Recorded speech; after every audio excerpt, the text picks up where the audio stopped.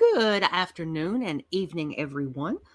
This is the fourth episode, or volume, I should say, of Fictional Convocation. Today, we're going to be talking about the greatness and the sadness of the Disney Corporation. I have brought on two friends today to the Convocation, Christopher Everard and Wes Y. Levin. Wes Y. Levin, you guys all know, and I hope that you all know Christopher Everard by this point. Christopher will be talking to us about artwork itself and the impact of the artwork and the cultural phenomenon of Disney, especially of the modern era. Wes Y. Levin, of course, you guys know him. He is a movie buff. He knows a lot about the particulars of nerd culture that we all love. He will be talking specifically about some things in regards to the personnel and the business choices and the corporate practices of Disney that have contributed to its decline. But first, we are going to talk about what's good, and that will be Walt Disney up to probably the 80s or 90s, I would imagine. So we're going to start off with that. But let's go ahead and bring on our wonderful guest today before we get rolling. We are going to have... Oh, wait, I need to shill for myself. I always forget that. I don't always forget that, but if you would like to contribute to the stream, financially gift, just say howdy, want your ideas or questions to be read out loud, you can do so on Entropy. That is the pinned comment on YouTube. You can also send rumbles on Rumble, hyperchats on Odyssey, or you can send short comments on PayPal, Cash App, and Subscribe Star Tips. And of course, I would always appreciate it if you would like to subscribe to me monthly. For even $1 a month, you can have your name included in that awesome opening graphic that I show that was made for us by Lomax over at Lomax Designs. Also, at the end of all of my pre-recorded videos and morning walks, your name will be included in a slide there as well. So please consider supporting me financially. This is my primary source of income now. I see we have some wonderful people in the chat already, including old Scrump Monkey. Scrump, I'm glad you're here today, friend. All right, well, speaking of friends, let's bring on Christopher and Wes. Thank you, gentlemen, for being here today. I hope that you're both doing well. Hello. So, Wes, I'll let you start, Wes. Oh, I'm fighting off the effects of a red eye flight, and about the contents of a cup of coffee in my system. So I'm doing all right. I'm doing all right. I'm glad you're alive and kicking, and I appreciate you being willing to be here today to talk to us about Disney stuff. I deeply appreciate that. Wes Y. Levin, I have your link to your YouTube channel in the chat. Is there anything in particular you'd like to shill or talk about before we get rolling here? I find me anywhere with my username Wes Y. Levin. If you want to hear me, if you want to, hang out with me, say hi or something like that, you can join. You can join a Discord called the Cabal. I'll put the link in the chat. I'm sure you have that link. Yeah. Oh, I certainly do. I got it loaded and ready.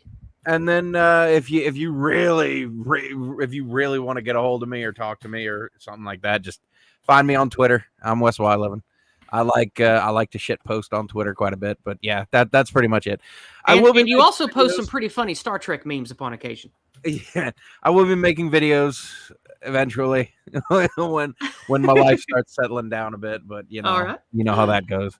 Indeed I do. Christopher, how about you tell people what they can expect to find on your channel, who you are, and why they should check you out?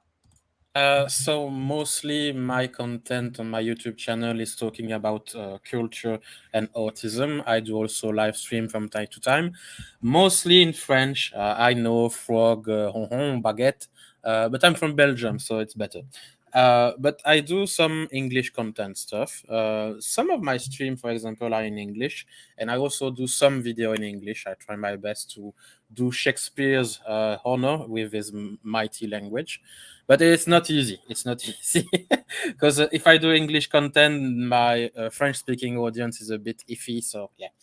But yeah, I do some stuff like that on my YouTube channel. But also pretty soon, I hope so, it will be in September, I will have one of my book available in English. So I'm looking forward to that. Stay posted for that.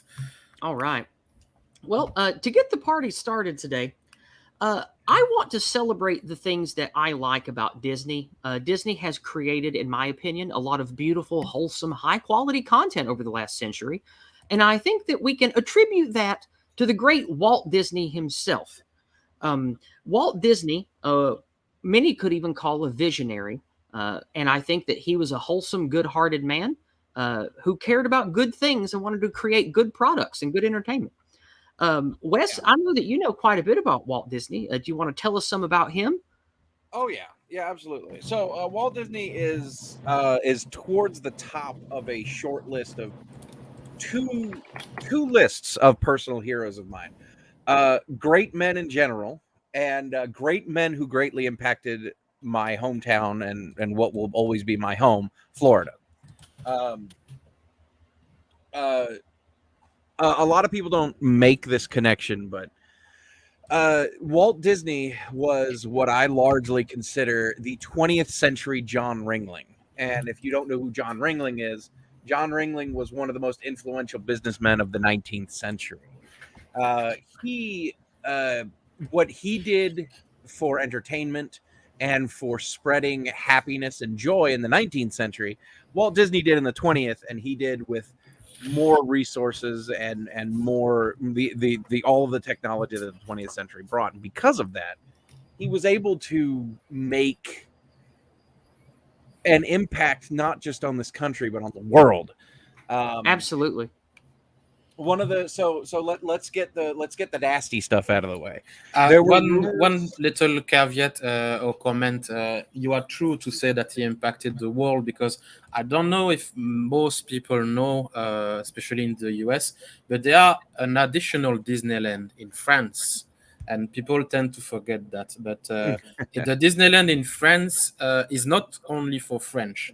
Like the language you speak in French Disneyland is all European language, so German, Spanish, Italian, Oh, wow. English, French. it's called All of the Euro sign are in multiple language. So you are Yeah. definitely true to remind people that Walt Disney himself had a worldwide impact for a very long time. So I was going to get I'm into the finished with park. the anecdote. Yeah. Okay. There's also a couple more parks in Asia land as well, but there's Yeah. we'll get into that later. First let's get into the misconceptions. Okay. Things that I always like to correct about Walt Disney is isn't he a racist? Wasn't he an anti-Semite? He said negative things about Jews. No, okay. The reason why, and I'm just going to be blunt, is because I hope you Be you're blunt. used to, yeah. Be So blunt. the reason why a lot of people think that Walt Disney was anti-Semitic and racist was because he was an anti-communist. He hated communism. Mhm. He thought that communism was and if Walt was here to this day, is the biggest threat to freedom in the world. I would agree. He was a very, very staunch anti-communist. He was an active participant in the communist hunting of the mid 20th century in Hollywood, and he was one of the biggest fighters against communism in Hollywood of his time. He was, if he wasn't the biggest, he was one of the top. Let's get a based in chat for based Walt Disney. And this leads me into his business dealings. Walt, like words cannot. So again, this is it's an interesting connection that I made a couple years ago. How similar Walt Disney was to John Ringling. And if you don't know who John Ringling is, he was the founder of the Ringling Brothers Circus. Oh, I have heard of that. Yeah. The largest circus on earth. Yeah. And the similarities between Walt Disney's life and John Ringling's life is shocking. John Ringling devoted a significant chunk of his wealth and his power to fighting the 19th century version of seriously bad corruption, which was what we now call corporatism. Yeah, which is a different kind of communism. Well, it's corruption, it's collectivism, it's collectivism in general. It's bad. But his solution was the exact same solution that Walt Disney had, but we'll get to that later. so what Walt Disney did was he said, is it okay if I curse on your on Yeah. your As thing? long as it's not too horrible, yeah, sure, that's fine. Yeah, well, I didn't. He said, "Fuck you guys! I'm gonna take my ball and go home." And he did, and he went to Anaheim, California. Mm. So he started in Hollywood, obviously, where all the greats start. And I won't go into too much of the minutia of what he did to, like. Obviously, he was an incredible storyteller. He was an incredible, what he called a magic maker. He would take these ideas and he would devote his talent and the talents of the people under his employ into making these great wholesome things that all members of the family could enjoy. And he pioneered the concept of like of using movies, the silver screen, to promote wholesome American values and stuff like that. He was a big proponent of that. And when Good man. television Good man. when television became a thing in the 40s and 50s, he was right on the ball, creating more efficient ways of animation in order to make animation very affordable and accessible to as many people as possible using the television. And that's one of the big reasons why he made his millions, aside from his other works. And when he moved to Anaheim, California, he did that so that he would be rid of the communist collectivist rot that was in Hollywood. There was a big reason why he did it. And when he left, obviously, a whole bunch of the talent left with him. And in Anaheim, he was able to flourish. He made a bunch of his earlier work in Anaheim, like Snow White and the Seven Dwarfs, and or not Snow White. I'm sorry, I'm blanking on the exact titles. I apologize. Sleeping Beauty. I believe it was Sleeping Beauty, Cinderella, stuff like that. I know Cinderella was one of the early big ones. I think it came out in the 40s, I think. Yeah, he did a lot of his really good earlier works in Anaheim because he was able to clear out the rot. He was able to filter, and he was able to hand pick all of his top people. But unfortunately, as the decades wore on, the communism rot, the collectivist rot, I should say, infiltrated even Anaheim, and he was like, oh my God, I have to get rid of this. I know what I'll do. I will move to the other side of the country where there's almost no civilization. I'm not joking. This is why he did it.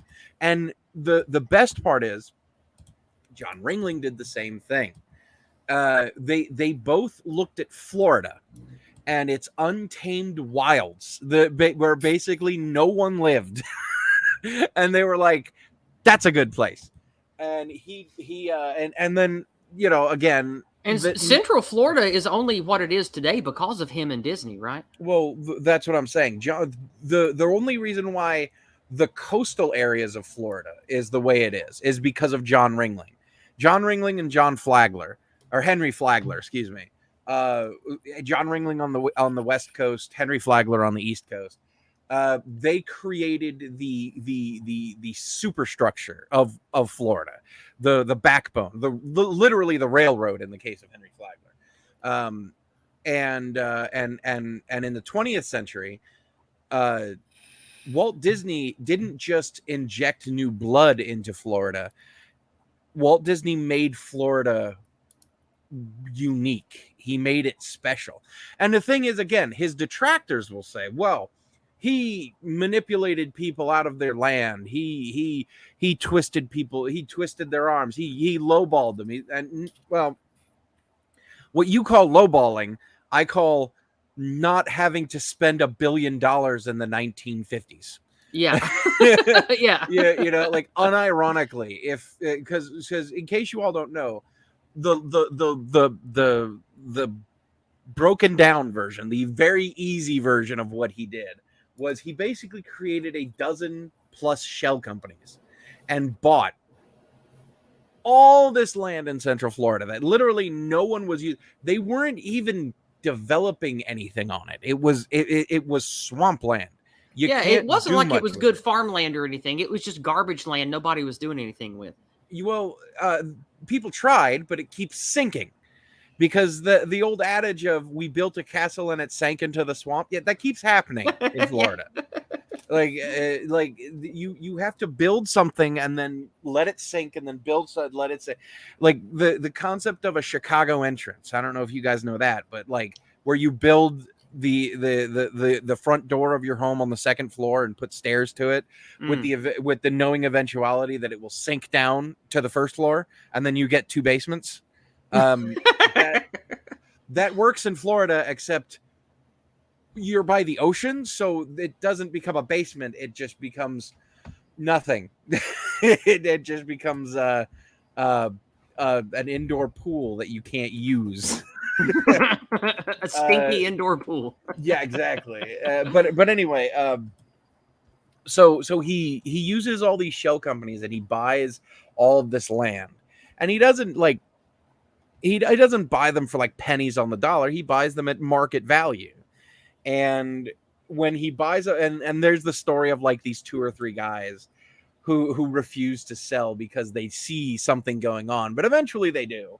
And then there's the rumor that Walt Disney himself met the last guy and like talked to him and eventually convinced him to sell. Like there's the legends, like the stuff that can't be verified. But then yeah, he used that land to truly build himself a fortress, and a fortress against collectivism, which is what it was, because Florida is a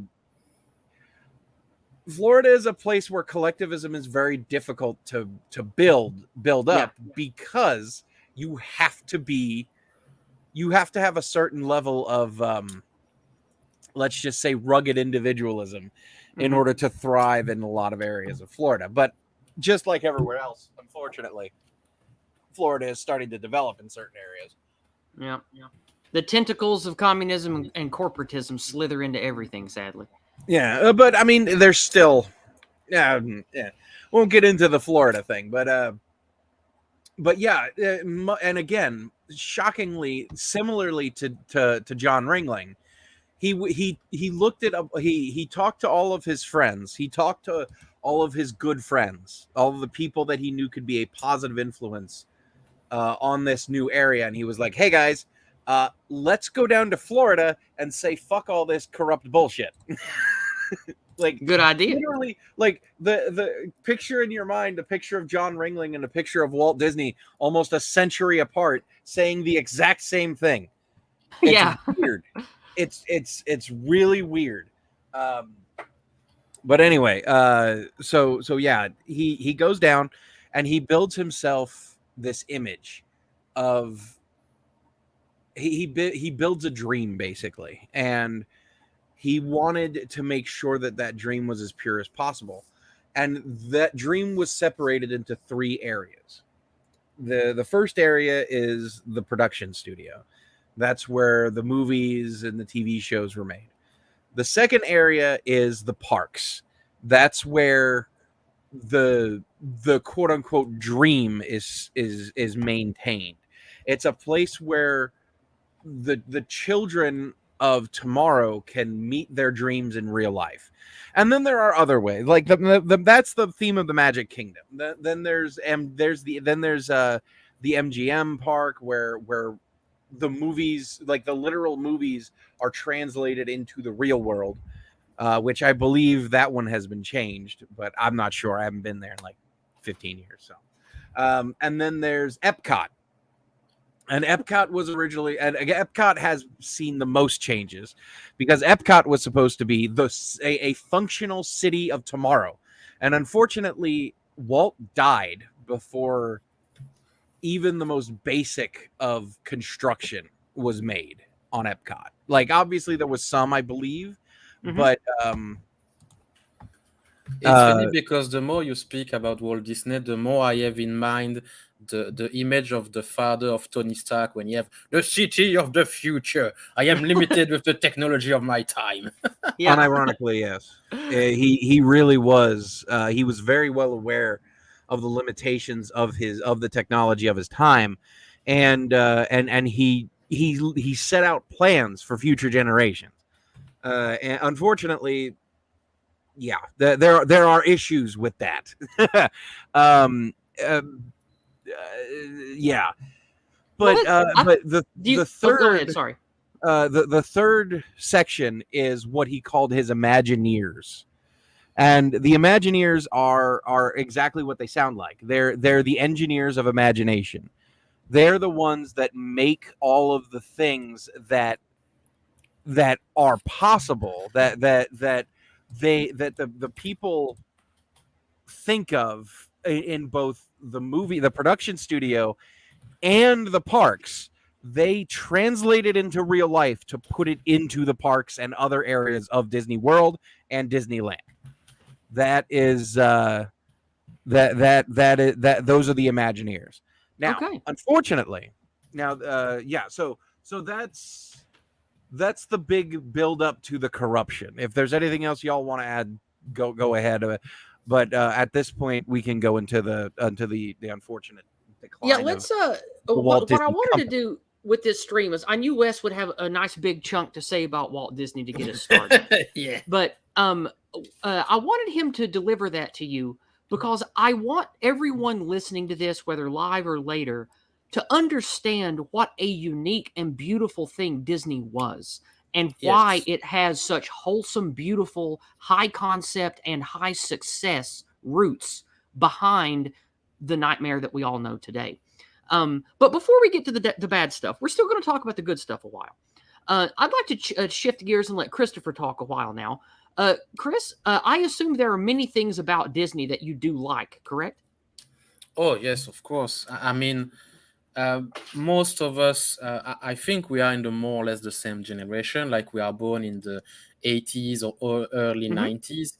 So we were breastfed with movie made by Disney.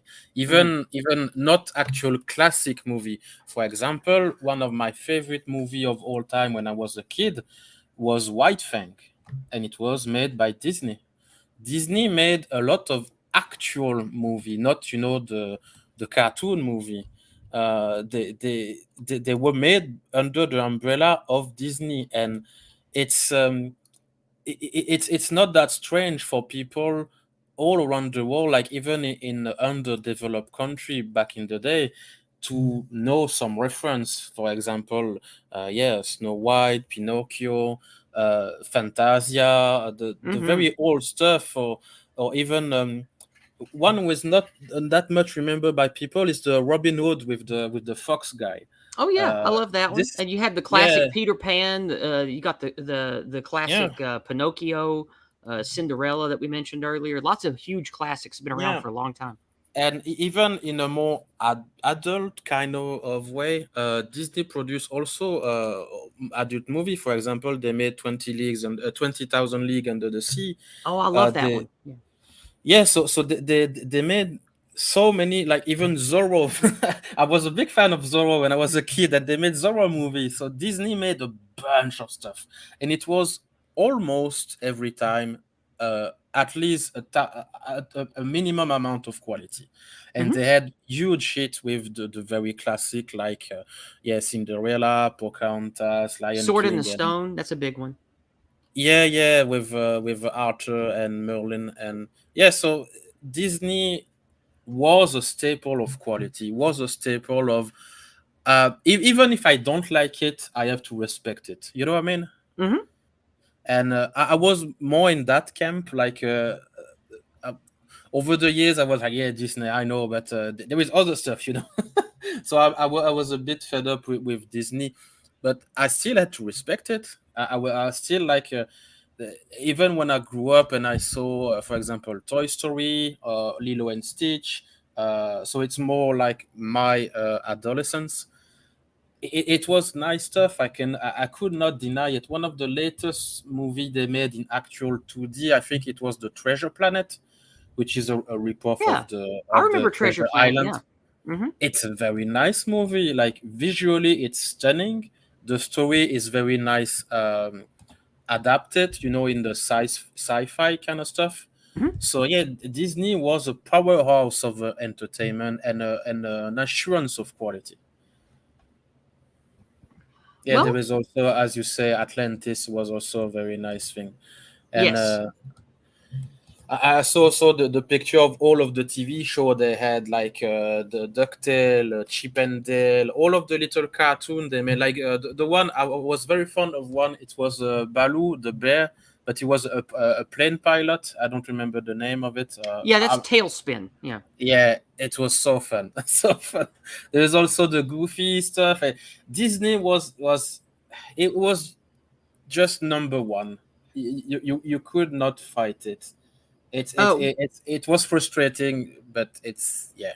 well, one thing that we got in English that I don't know how prevalent this kind of Disney product was outside of America, but in the 50s and 60s especially, there were several Disney shorts made about how motor vehicles worked, about driving on the road, about what it was like to be a young man and a young woman coming through puberty to become an adult.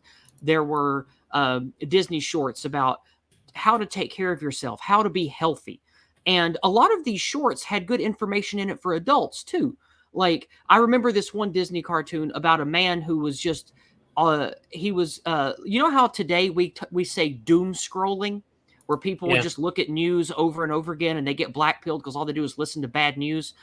There was a Disney short about how that was dangerous. It showed a man coming home from work, always listening to everything about the war and everything about plague and famine and poverty on the radio, and it just made him a neurotic mess. And so Disney made a lot of shorts that had good positive messages about how to live life in a healthy way. And I don't know, did you ever see any of those as a kid? Yes, I did. This, if you remember, we talked about it a tiny bit on before the stream, where they made short movie of the actual character and with a little story. For example, I picked one up. Maybe you can show the picture. I will send it in the chat on StreamYard. Uh-huh. It's a story of Pluto who is taking care of like little chicks, and yeah, there is some kind of movie like that, and there was also the more educational you mentioned. So yeah, Disney was everywhere. This kind of short movie, short TV show, yeah, you could not miss them, and they are very old, very old. They are made like in the 50s or the 60s, and they are Mm-hmm. still excellent quality today. Even now on your stream, you can see like it's nicely detailed. Oh It's yeah. it's crisp. The characters show emotion. You it's beautiful. It's Yeah, beautiful. I would say that this quality of artwork is even better than most of the animated things we get today because Yes. there's just something about the magic is lost when everything is CG. Oh, it's more than that.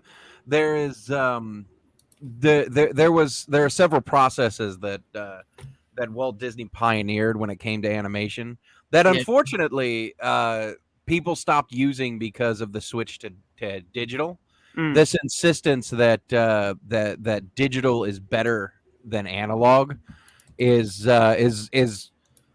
one of the reasons why Disney almost went bankrupt in the 80s. Because believe it or not, hold on one second. There we go. Sorry about that. The Disney Corporation almost went bankrupt, I believe 3 times. And every time every time it almost did, someone came swooping in with an extreme move and saved it. And in the 80s, specifically, the one of the world's only real world supervillains, Bob Iger. That's later. That'll come up later. Yeah. Oh shit! I just thought of his name. God's blood. Talking about Eisner, perhaps? Eisner, Michael Eisner. Thank Yeah. you. You're Holy welcome. crap. Yeah. Yeah. In the 80s, Michael Eisner saved Disney by basically returning it to its roots of animation and its style with a little movie called The Little Mermaid. and the Little Mermaid almost single-handedly saved. Yeah, because it was huge. It Walt, sold a quadrillion copies, and it continues to till this day. It was huge. Yes. Well, like I don't think like there is no like the Marvel movies, which also was Disney, which also was a thing that saved Disney. Excuse me. There was the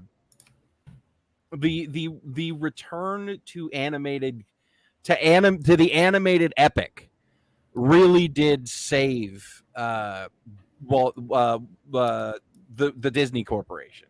Mm-hmm. And that's what your guys are talking about when it comes to that special thing, like what makes Disney cartoons unique. Mm-hmm. It was several animation styles, and you can see it. I won't get into the minutia, but like if you look at the Jungle Book, if you look at Peter Pan, if you look at the Robin Hood anthropomorphic movie. Oh yeah, it's great. You'll notice how oddly smooth the animation is, and how smooth and how detailed in certain ways that it is. And if you look at, say, Tom and Jerry or old Tex Avery cartoons, oh or yeah, Tom and Looney Jerry. Tunes back in the day, they look different. They're more choppy.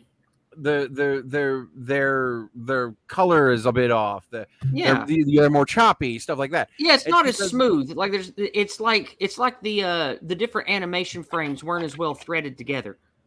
It's kind of like that. Like I said, I won't get into the minutia, but nonetheless, Walt Disney pioneered a method of animation that really was never seen before and created a lot of the modern classics. And interesting that we brought up Peter Pan, because in Cabal I'm going to be doing because Peter Pan was a very, very influential movie to an actor that I think we all know and love, named Robin Williams. Yes. The Peter Pan animated movie was very, very close to him, and it's one of the big reasons why he went into acting, because he wanted to do that type of magical thing. And I'm sure this is also why he wanted to make Hook. Yes. Yeah. So that's going to be that. Yeah. Hook is pretty good. Yes. What I'd like to do is I have some image tabs open that I'd like to go through that are some of my personal favorites of all of the Disney catalog, and I thought that I could get you guys to talk about each one of them a little bit, and that would be a good way to celebrate the good things about Disney before we get into the bad stuff of the modern. I just have a tiny bit question of Wes. When you speak about the animation technique, I know it's not animation, but do you reference also the technique they had with multiple layer of picture and part of the picture to make the whole thing? Or is it another thing? You talk about rotoscoping? Yeah. Okay. I wasn't sure, so I wanted to make sure. Yeah, so I like not even going to his live action stuff, because obviously his live action stuff was a whole nother level. But the thing that made Walt Disney was his animations. So that's why I'm kind of focusing on. But like obviously the Walt Disney Corporation later on, I mean, they made like you ever heard of a production studio called Touchstone? Yeah. Yes. Touchstone is the Disney production studio that Disney moves movie ideas to that are a little too raunchy for Disney. Oh, okay. Yeah, this is why it was like the dumping yard of the B movie. No. It wasn't lower quality. It was stuff because again, Walt Disney was very specific that he wanted everything coming out of the Disney Corporation to be good for all ages. And if the powers that be decided that a movie or a TV show or a concept was a little too raunchy, for the Disney logo, they would move it over to Touchstone. So I say the dumping yard because of big quantity of old movie I watched as a kid, especially many with dinosaur, by the way, was made by Touchstone. And later on in my life, I was like, oh, this is the company that made so many of my movies. Oh, Yeah. trust me. Trust me. The Walt Disney Corporation was responsible for so much good in the from the 70s to the 90s. They made such good things. There's a lot of production houses that are affiliates of the Disney Corporation, like Buena Vista Entertainment, Touchstone, etc., etc. Like shows that you wouldn't associate with Disney, like Home Improvement. You know, Yeah. who thinks of that? But that was Buena Vista, and that was Disney. You know, like Mhm. that was it's that type of wholesome family stuff that was very what Disney wanted. Well, speaking of wholesome family stuff, we're going to go through some of my favorites, and I'd like to hear you guys talk about them.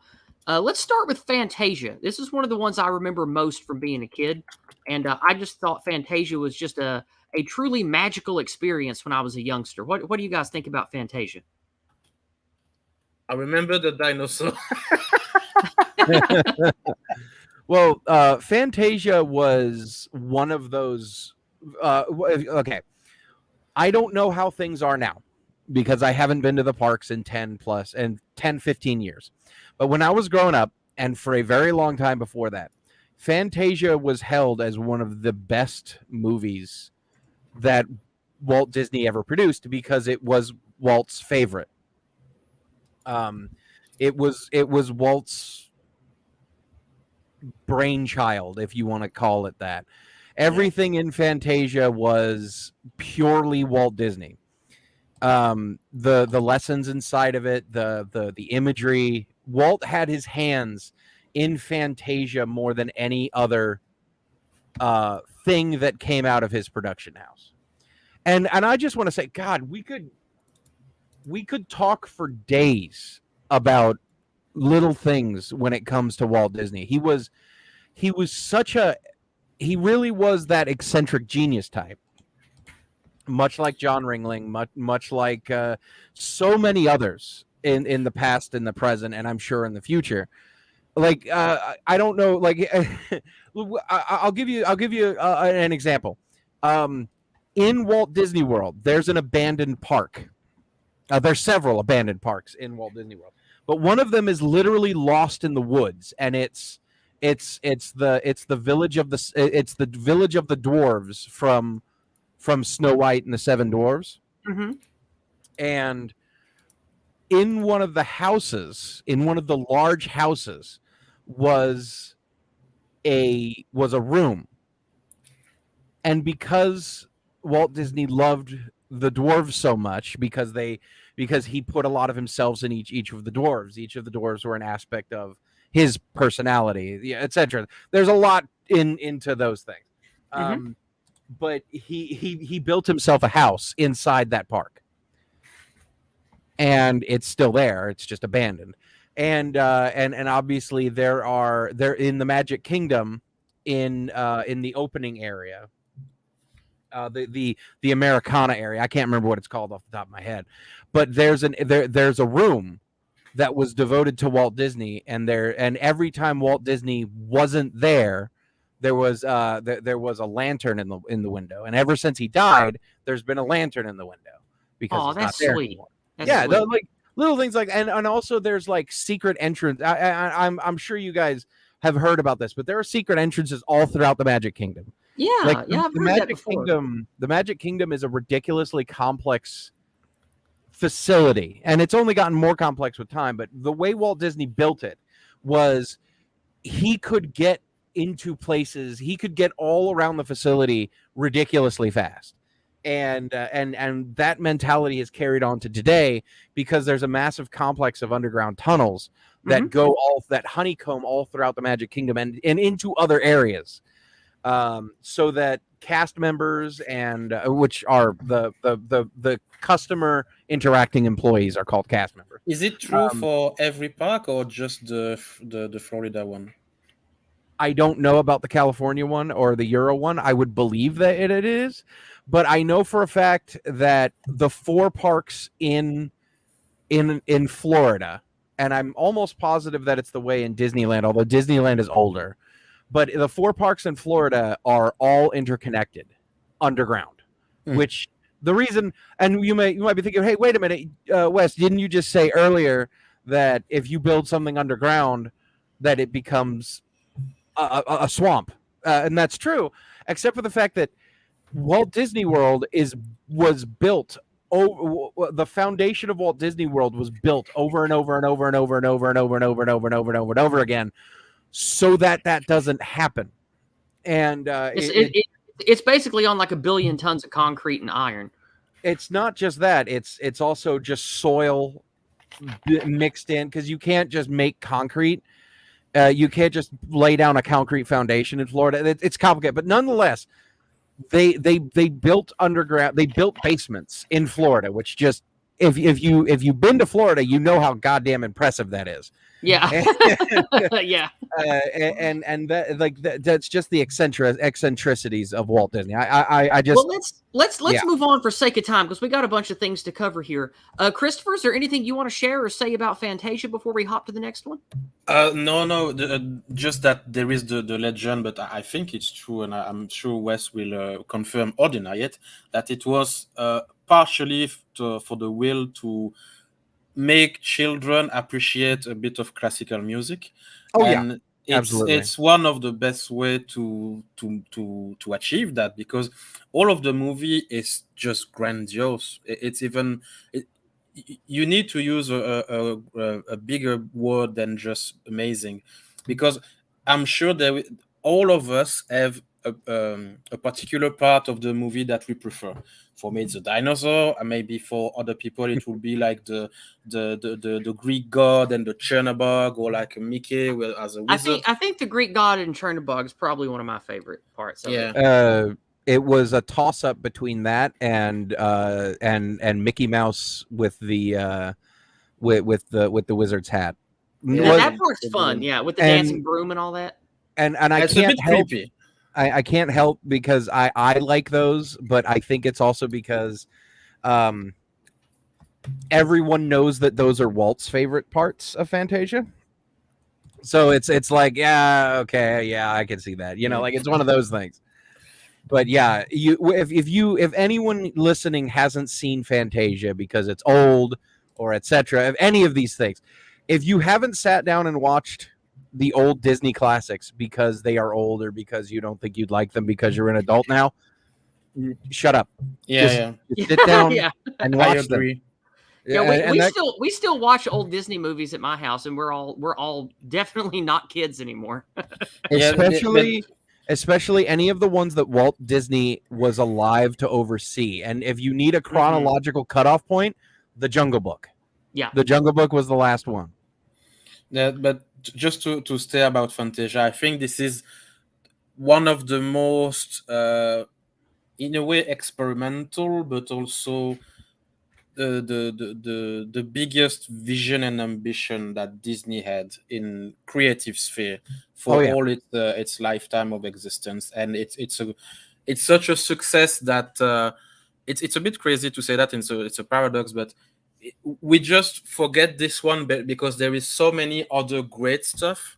But Fantasia, for me, it's the better tour de force, as we say in French. Yes, it is definitely a tour de force. I agree. Yeah, and like I said, Walt Disney put a lot of himself into Fantasia as well. Well, it definitely shows. Speaking of things that are also tour de forces, things that are epic and can't go unmentioned, Peter Pan, the original animated Peter Pan, I think is one of the greatest animated classics for kids ever made. I really like it. What do you guys think about Peter Pan? Go ahead, Chris. For me, the greatest classic is Sleeping Beauty, because there is a creepy vibe to it that I think is almost never seen again in a Disney movie, because it touched deeply an adult concept of growing adult also, but a bit more like it's a bit deeper than Peter Pan, because Peter Pan is just like, well, I don't want to grow up, so I stay as a child. Yes, but you have to grow up. You don't have a choice. And Sleeping Beauty is a bit more about that. But also a very old one that I like, but I don't remember when it was made. It's Bernard and Bianca with the two mouse. I don't know. Is it the same name in French and? Uh, I know which one you're talking about. I can't think of the name of it, but yes, that is oh god, the adventurers, The Rescuer. The Rescuer. rescuers. That's Yeah. it. Yeah, In French, we call Bernard et Bianca, which is the name of the two mouse, and yeah. it was made in '77, and one of my first cosplay, as you call it, at the end of every school year, we had to make a play to the family, the school, and blah blah blah, and one of my first one was being Bernard, and I remember the Rescuers. It was good. I yeah, like it. also a bit The creepy. But yeah, this one is a bit special to me. also, just as a quick side note about the rescuers, there's a sequel to the rescuers Yes, called in the Australia. Rescuers Down Under, and I it is saw a that one too. oftentimes overlooked movie. Oh yes, Uh, but it's but scary. the big thing about the Rescuers Down Under was it was one of the first animated movies to incorporate not computer generated images into Oh, its Oh, the Down Under one. the Rescuers Oh, Down okay. Under. It was one of the first movies, one of the first animated movies to incorporate computer generation into its production. Oh, I didn't And know that. it's oh yeah, do you know you can which part was it? it was a lot of the flying scenes Okay, with a lot of the birds and stuff like that. It Oh, okay. added very basic stuff, but it added birds. It was yeah. like that's it. That's all it was. It just added birds, and it But added like, a lot of the background movement. But yeah, I the like Rescuers. this image here. I have a feeling that this would be a very good reaction meme for today. Yeah. this is the villain of the first Rescuer. But Yes. Yeah. about the sequel, the Rescuer in Australia, I have the French stuff. Sorry, but the villain of the second movie, it was terrifying. Oh yeah, yeah. No, Oh man, I loved the villain of the. There's a line from him that I will never forget. Is when he's in his half track hunting down the eagle. He goes, "I didn't graduate the third grade for nothing." That always stuck with me. For me, it was the part when he sang, because he sang creepy song like about killing the bird, and he already killed the male because it's the female that he want to kill because he killed the male previously, and he want to give the eggs to his pet lizard. It's a downward motherfucker. It's a very scary movie. Now, and this is also a thing I miss. All Disney had great villain. Very yeah. Go ahead. I was just speaking of great villains. Let's talk about Robin Hood and the absolutely amazing performance of the villains in this one.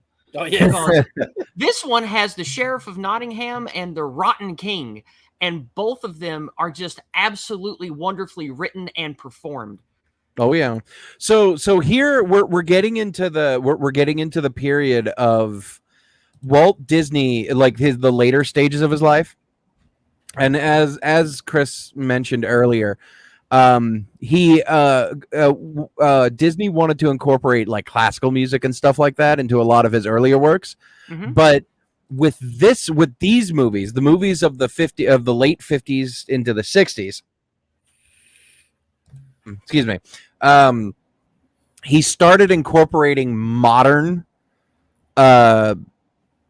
musicians into it, and that accumulated with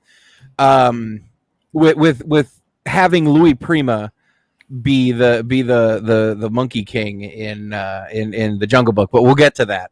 But I think that was up next in my list. We'll see. Yeah, but what this is a lot of modern musicians. And when I say modern, I mean musicians from the time period, from the 60s and 70s and stuff like that, incorporated into the cast and the music, into making the music and stuff like that. But one thing I do want to say, like addressing the proverbial poorly dressed elephant in the room. This movie, do not let the furries ruin this movie for you. Yeah. I'll just say that. Because the anthropomorphized animals was wholesome a lot longer than it's been degenerate than the degenerates have This is have a truly wholesome story. It's a very It's a very have wholesome tried to story, mess it and up. yeah, don't let the perverted furry fetishy weirdos, don't let them ruin this stuff for you, because this is beautiful, good, wholesome entertainment, and it's safe to show kids. Like and there this is is a good lot stuff. of humor in it also. There is like seriously hilarious scene, like the bear, Petit Jean, I think it's the name of the bear. Yeah, they have so many like neat trick to pass sneak the guard and stuff. There is the interaction between the king and the snake with its counselor. Like there is so many nice scene, very funny. And yeah, it's and for everyone, as Wes stated earlier, this is one of the critical point of Disney. What he wanted, it was entertainment for everyone, young, old, uh, don't care, just have fun. Yeah, Well, if I remember correctly, thinking about it, I believe this movie was made after he died. I think so. But still, this was one of this movie, I believe, was one of the many movies built off of the off of the success. I don't want to say built off of, but was built in the inspiration of the Jungle Book. Because the Jungle Book was Walt Disney's last movie, last animated movie, and it was an insane success. But yes, this Yeah, obviously, the Jungle Book's definitely coming up. It's in the next couple here, I'm pretty yeah. sure. But before we move on, I just want to point out the absolute high quality of Oh, yeah. classic Disney art, because when Yeah. you look at the leaves and the tree here, this looks like almost a photograph that was hand painted to be realistic from a photograph of real nature. You see the way the lighting hits the bark on the tree, the way each leaf is a little different. Like this high quality. Like, remember, guys, this was way decades before digital stuff. Every single frame of the thousands upon thousands of frames of a project like this was painstakingly handcrafted by a professional. That's what makes this stuff so good. So interestingly enough, that is partially true. The reason why there's so much detail, and again, I won't go too much into the minutia. The reason why there's so much detail in a Disney movie, it's because for every frame, there's anywhere between 3 and 5, sometimes even up to 10 individual animators working on different parts of it, and they layered it. And so, like, there would be a guy working on the leaves, there'd be a guy working on the lighting, there'd be a guy working on one of the characters, and then another of the characters, and stuff like that. This is why I specified the question to Wes about the different layers, because this image is like 10 different image put together or something like that. Yeah, that was one of the Disney's big things, was using the talent under him and working for him to the best of their abilities. And that was, instead of having one guy just making one panel over and over and over and over and over and over and over again, they would have a guy that would do this part of the panel and a guy that do this part of the panel, and they would just draw the individual parts as it was moving, and they would all coordinate. And then once all of the individual parts were put together, they would layer it in this big fancy machine, and they would layer, because remember, decades before CGI, so they would take all the different layers and they would put it all together, and they would film it all together, and it would layer on itself into the film, and that's how they would make the level of detail that they have. And they did that with everything. They did that with everything animated. That's what they would do. Awesome. Well, let's move on now to Jungle Book. I was right. Yeah. This is up next. Now, Jungle Book is probably... I got to refresh it. It's not loading images anymore. Give me a second. Jungle Book is, I would say, in my top 5 favorite Disney classics.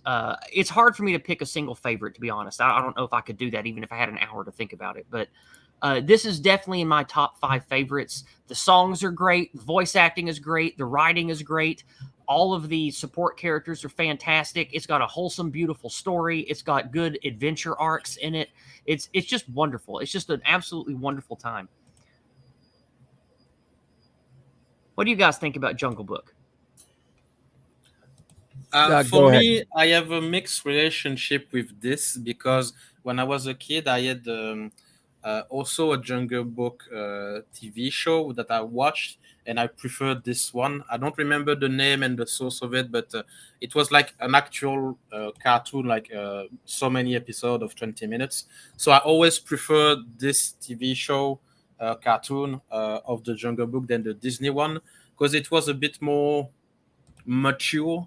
For example, you see when the wolf kicked Mowgli out and stuff like that. So it's different. It's another way of taking the Jungle Book story, but it's a very wholesome and very as Wes put it was one of the greatest success of Walt Disney Company, and it deservedly so. Like everyone remembered the Baloo song, the snake with his hissing and try to manipulate. Also the two vultures that follow Mowgli to the whole I like story. the 2 vultures. They're funny. Yeah. The elephant also. I remember I like the little elephant. Yeah. Anything you want to add about Jungle Book before we move on, Wes? There's so much in the Jungle Book. Again, this was one movie that Walt Disney had a lot of influence with, and so he wanted to kind of, because he knew he was dying, and he wanted to kind of guide his company and how to do things for future generations, and he wanted the Jungle Book to be relatable to kids of the modern day, which was 1967.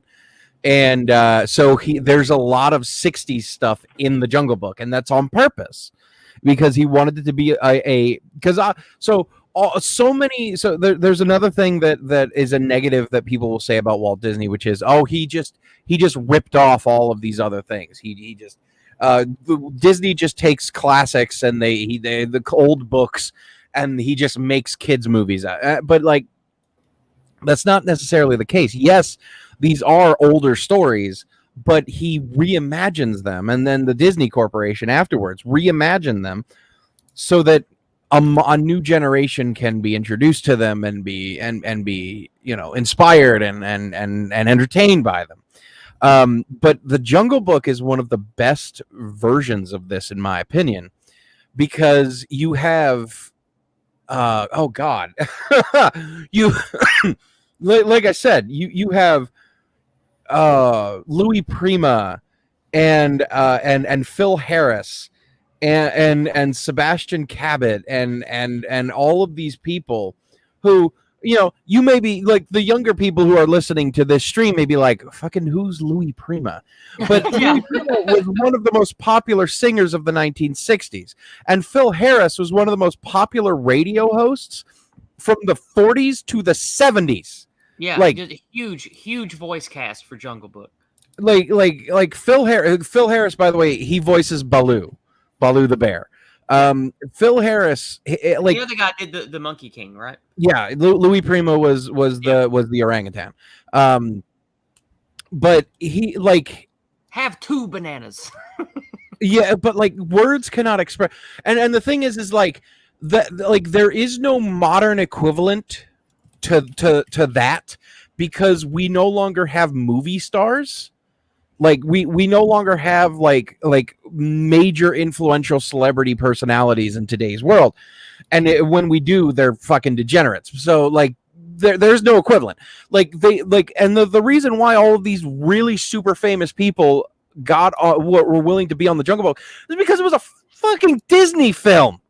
And of course you wanted to be in a Disney film, because you had your kids and your neighbors and your neighbors' kids and your friends kids all going, hey, be in a Disney. You have the opportunity to be in a Disney film. Be in a Disney film. Yeah. Everyone wanted to be in it was the equivalent of becoming a different type of immortal star. Yeah. Being in a big Disney movie. And also Phil was another Phil Harris, the guy who voices Baloo. Mhm. He was a very good personal friend of Walt Disney because he was also a very, very, very staunch anti-communist. Based. Uh, oh man, Phil Harris. Look him up one day. Hey. he also there was also some fun stuff with him. Basically, back in the 40s when the Civil War when the World War II was going on. Uh-huh. Basically talking about how the Confederacy wouldn't have let things get this bad and shit like that. But Based. yeah, Based. Phil Phil Harris, look him up one day. Like, won't go too far into it, but Okay. yeah, It's he fair was enough. he was good. We'll go But ahead and yes, move on to the next one then, which is, of course, one of my personal favorites, also in my top 5, is Alice in Wonderland. Oof, Alice in Wonderland. It's for me, it was one of my first fucked up moment watching something Oh, when I was really? a kid. Tell me about it. Well, it's when you think about it, and you are not just like a dumb drone without a brain. Even as a kid, you can see that the world Alice is going to is fucked up to the core. Like everyone is crazy here, or Yep. everyone is mad. I don't know the quote in English, but yeah, even when I was a child, I was like, no, I don't want that. It was. I think the moment there was two moments when I was like very shocked and afraid and totally not at ease was what when watching a Disney movie. The first one was the Lady and the Tramp, when you understand what is happening when someone when a dog is taken outside of the kennel. Oh, yeah. Yeah. No, Lady Uh, and the Tramp is a good one, too. I remember yeah, watching it several times when I was my younger. my mom said that I watched Lady and the Tramp so much that I like not broke but used the magnetic tape. Oh, did you wear out the tape? Yeah, that Yeah. happens sometimes. Yeah. Yeah. And the second time I was scared by a Disney movie when I was a kid was also when Alice like lost her track in the world. Mm. When she said, there is no path anymore. Where to go? What's happening?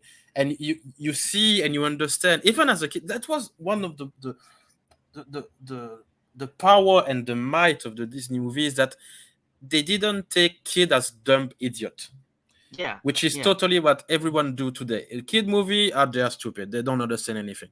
But Alice, when she lost her track, when the path is erased in front of her and in her back, she know instantly. Well, I'm going to die here.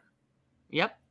It's very, very. It is an important thing you brought up about how Yeah, this kind of entertainment, it didn't treat children like they were just unapproachable morons. It yeah, treated children like they were real human beings with active minds that because I think both of you can agree that I think that to be a successful adult, you need to have a successful childhood. And a big part of that is facing things like fear and loneliness and desperation and death, and having a healthy concept of those things in relation to yourself when you're a child. And I think that one of the real sins of the boomers till the present is trying to bulldoze all challenges and everything scary out of the way of children. I think it leads to mm, having worse adults.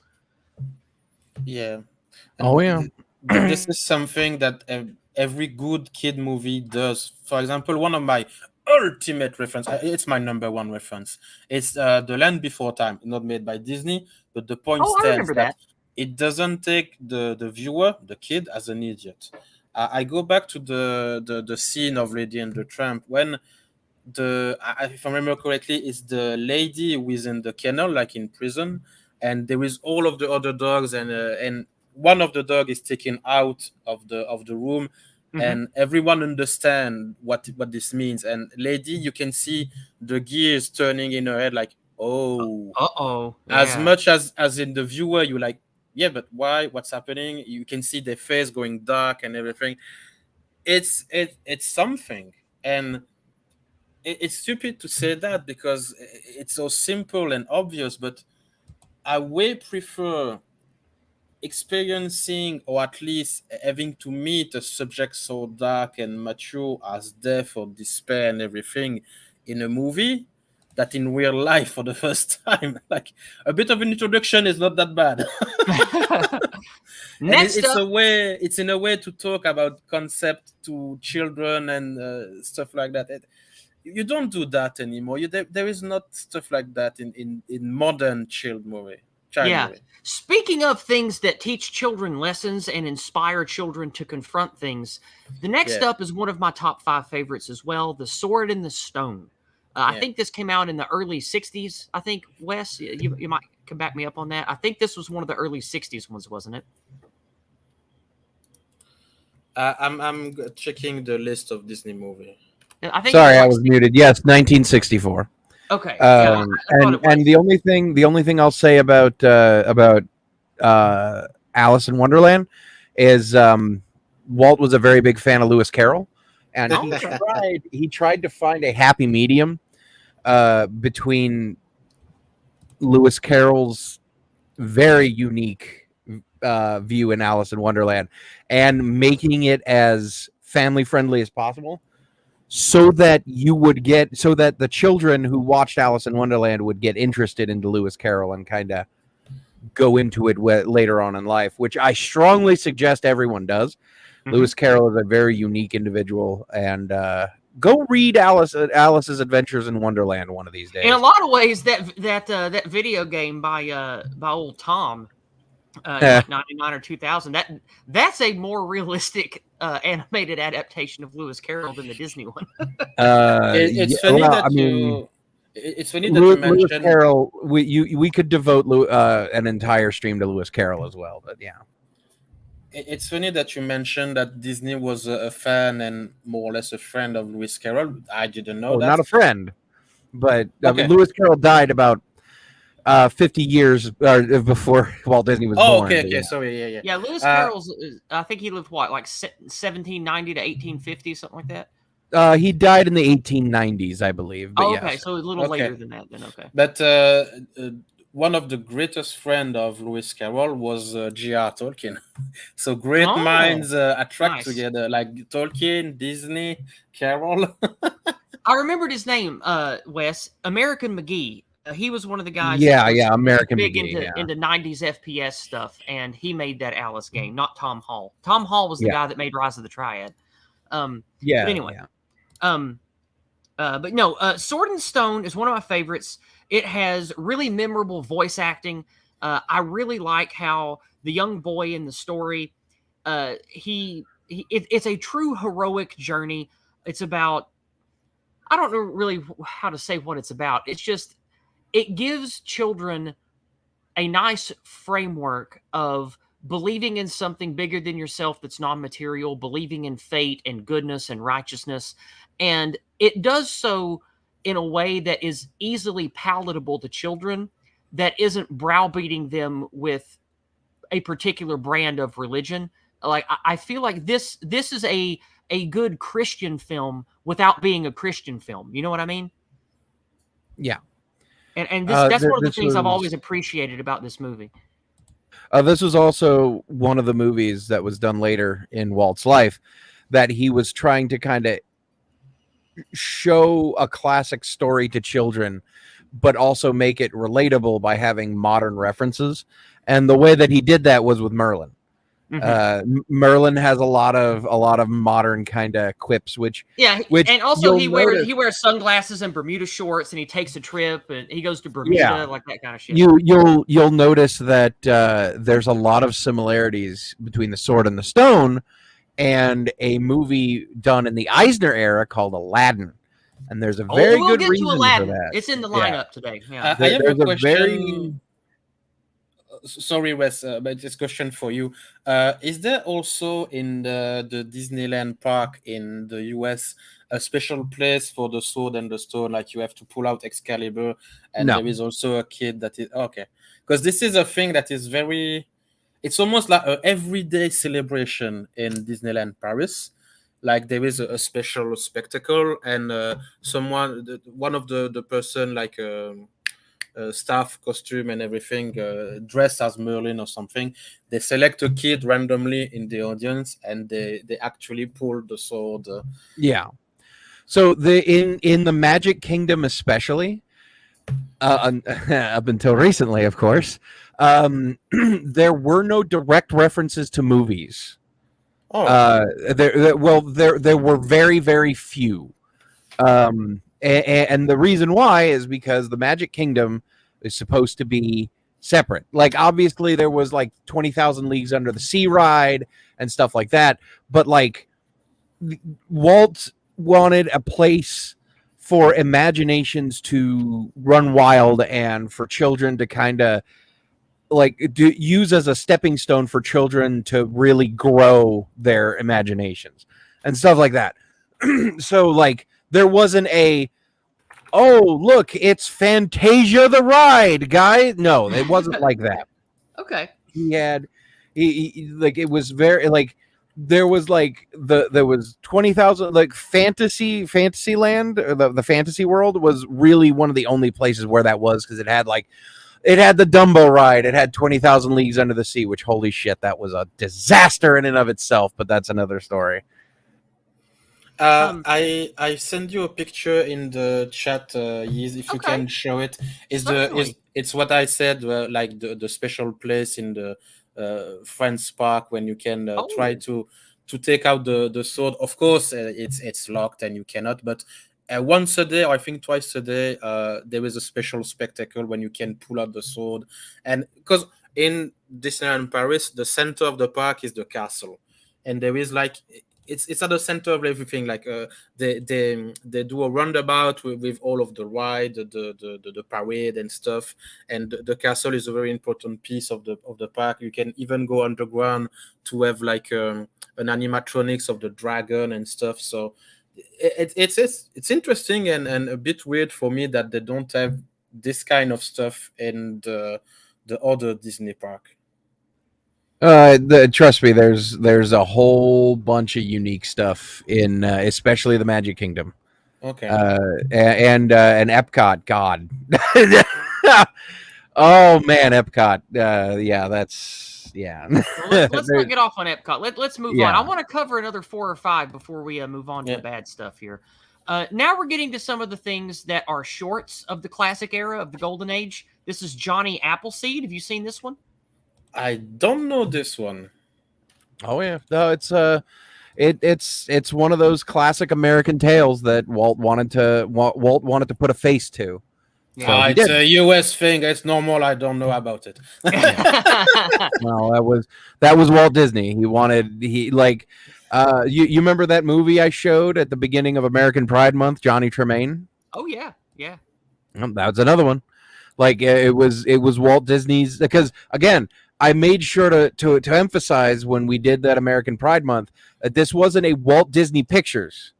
That was Walt Disney doing that. Yeah, Walt Because Disney himself, right? Yeah. Yes.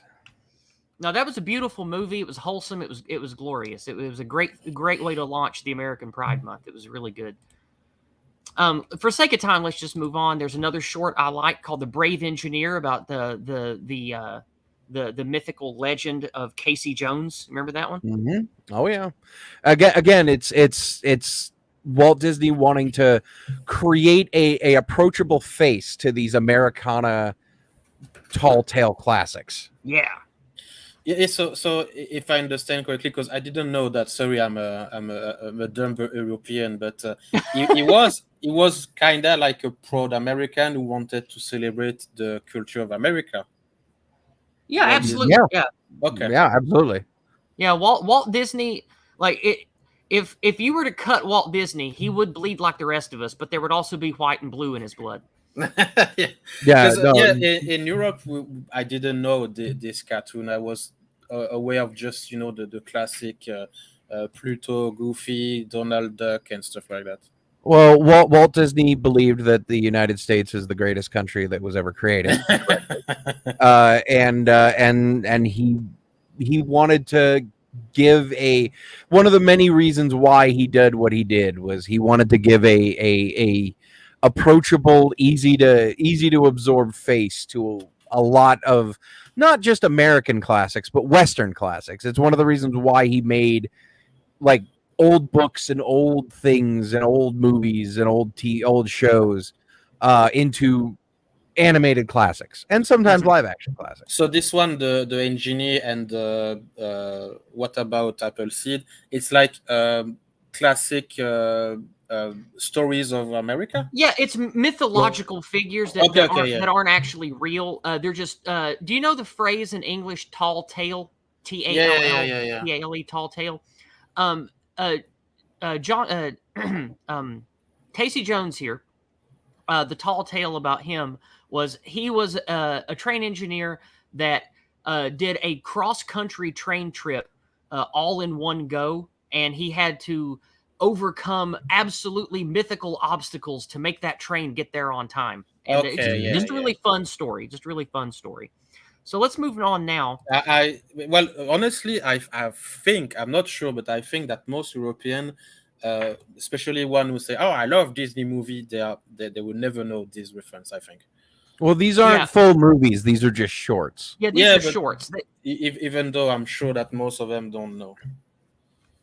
Well, let's move now These to. were Oh, go ahead. these Sorry. were things that would play in movie theaters. So movie theaters before televisions were a thing, were places that people would go to sit sometimes for hours and watch various things, and Mhm. there would be shorts in between, like news clips and stuff like that, and yeah, that would among other things it would be those. Okay, thank you. So we're going to move now to the 80s. One of the Oh ones, God. probably my favorite 80s one, is the Black Cauldron. Have you seen that one, Wes? Oh yeah. Yeah, several times. I haven't watched it, but I know of it, and I think I saw snippets and stuff like that. But yeah, I'm aware of it. The Black Cauldron is one of the last ones that I was really moved by, that really gripped me. I liked The Lion King okay. I liked The Little Mermaid okay, and I thought that Aladdin was pretty good. But this is the last one in the timeline that really gripped me, that I like and still watch to this day. And I just wondered if you guys had any opinions on the Black Cauldron. Well, it strike me as a very old school. Well, very old school. It's relative, but you know what I mean. An old school Disney movie that, yeah, that was the good shit back in the days, and they don't make it anymore. I know it's pretty basic as a take, but yeah, it's the kind of old movie we used to get that weren't sorry classic, like Cinderella or Snow White and stuff, but still had kind of an impact. I remember. What's the name of this movie? It's a one with genetic engineering mouse, and you have a story with it. Fuck. Secrets of Nim. Yeah, Thank you. Secrets of Nim. I was just about there myself. Thank you. Yeah, this kind of movie, or for example, I mentioned The Land Before Time. We used to watch the shit of this kind of movie back in the day, and yeah, Disney made some of them, and it's one of those movies that a bit lesser known, but definitely not undeserving of praises. Well, next up, we're going to talk about Aladdin. I know that you're a fan of Robin Williams like myself. Wes, what do you have to say about Aladdin? Well, I would just real quick on the Black Cauldron. Unfortunately, the Black Cauldron was one of several movies that almost caused Disney to die. Like, yeah, it's a good film, but it wasn't popular at the time, and it was. And thankfully, because of The Little Mermaid in '89, because Black Cauldron, I believe, came out in '85 or '86. Yeah, it was pretty When The early Little in the 80s. Mermaid, I saw it when I was a young kid. when the Little Mermaid came out in '89, it completely flipped the script on Disney, and it's called The Little Mermaid caused Beauty and the Beast and Aladdin and The Lion King, and eventually when the joining with Pixar with Toy Story and all those others. But Aladdin was I believe it was the beginning of the long and loving relationship between Robin Williams and Disney. Mhm. And like, if you didn't go to the parks, I don't think you really understood what level Robin Williams was involved with Disney, because he was everywhere. the genie like was such a popular character, and again, it was this attempt to approach modern, quote unquote, and in this case it was the 90s audiences with a classic, with a classic story, and they did that via the genie. And oh God, how can you describe Aladdin? Like, If it's I remember, it was also with Aladdin that Disney started to push really hard on getting a superstar in the movie. they Robbie Williams never had was a problem with that. yeah, but with Robbie Williams, I remember there was like not a problem, but it was the start of trying to get to go out of their way to get some actor to make voice acting and stuff like that. I remember watching a documentary about that. I wouldn't say they went out of their way to do it. I mean, Eisner always wanted some star power in all of the movies. I mean, like, just yeah, I mean, but it wasn't exactly like, again, ever since like the 60s, they had people knocking on their doors. They had superstars knocking on their doors to be in their movies. Even when they were in dire straits, they could get anyone that they wanted, because these people had kids and their kids loved Disney movies, and they had the opportunity to be in a Disney movie, and their kids wouldn't shut up about it until they were actually in a Disney movie. And that's just the way it was. And for Robin Williams especially, not getting into Robin Williams too much, but he much like Disney, he wanted to make the world a better place, especially for kids. He had a lot of issues when it came to childhood and stuff like that, and he wanted to his best. He tried his best to make the world a better place, and I think he did. But I think he did too. Yeah, but yeah, Aladdin is one of those classic movies. It's just go see it if you haven't, for God's sakes. Now, we're all going to talk about one more movie before we move on, and it's Atlantis, because I actually like Atlantis. This one came out in the 90s, and this movie, I know that some people in the chat are going to have problems with for certain reasons, but I'm going to ignore that for now. But I like this movie. And sorry, yes, it's 2001. Oh, is it 2001? I thought it came out in 99. My bad. Anyway, this movie I saw, I think, when it came out, and then not again until years later in like 2008. But I really like it. I think it's interesting. I think the art is pretty good for a more modern Disney. Say what you want about the messaging, but I was just curious. Wes, do you know much about this one? Have you seen this one? Do you like it? Yeah, I think it's fine. It was after my time, childhood wise, Mhm. but yeah, I don't understand. I maybe I'm missing something. I don't have a problem with it, but yeah, it's it has unfortunately, this is the okay. Michael Eisner was a double-edged sword when it came to Disney. He had a lot of good ideas, but he also had a lot of bad. And Atlantis is a victim of a lot of his bad things. Because Eisner, oh God, fucking Eisner. Oh boy. Look, as much good as Eisner did in the 80s and early 90s, he did a lot of bad in the latter part. And unfortunately, Atlantis was the victim of a couple of those. The Atlantis was a lot of it, like the over reliance on CGI, the cost cutting measures when it came to the animation and the voice talent was one of several issues when it came to Atlantis. But overall, yeah, I think it's a pretty good story. I like the very cyber / diesel punk look to it. I'm a big fan. I'm a big fan of the style and the look. Me too. Me too. Chris, have you seen this one? Do you have much of an opinion on it? Yeah, I've seen this one. I can picture and imagine what kind of message your viewer don't like about this movie. I mean, there's a few things I could talk about, but I'd Yeah, rather yeah. not. I want to keep it positive. Yeah, of for course, now. but you know me, I'm not much into politics and all, but knowing your audience, I like I can understand. But no, for me it was a very good movie, to be honest, because I like the mystery side of it, because you don't see Atlantis like half in the movie. Like the first half is going there, and learning about the map and the crew and blah blah blah. So I very much enjoyed that. The ending was a bit meh, because it's like, aha, I'm a villain. Okay, no one saw that coming. But yeah, it to me it lacked a bit of oomph in the end. For example, you mentioned Beauty and the Beast.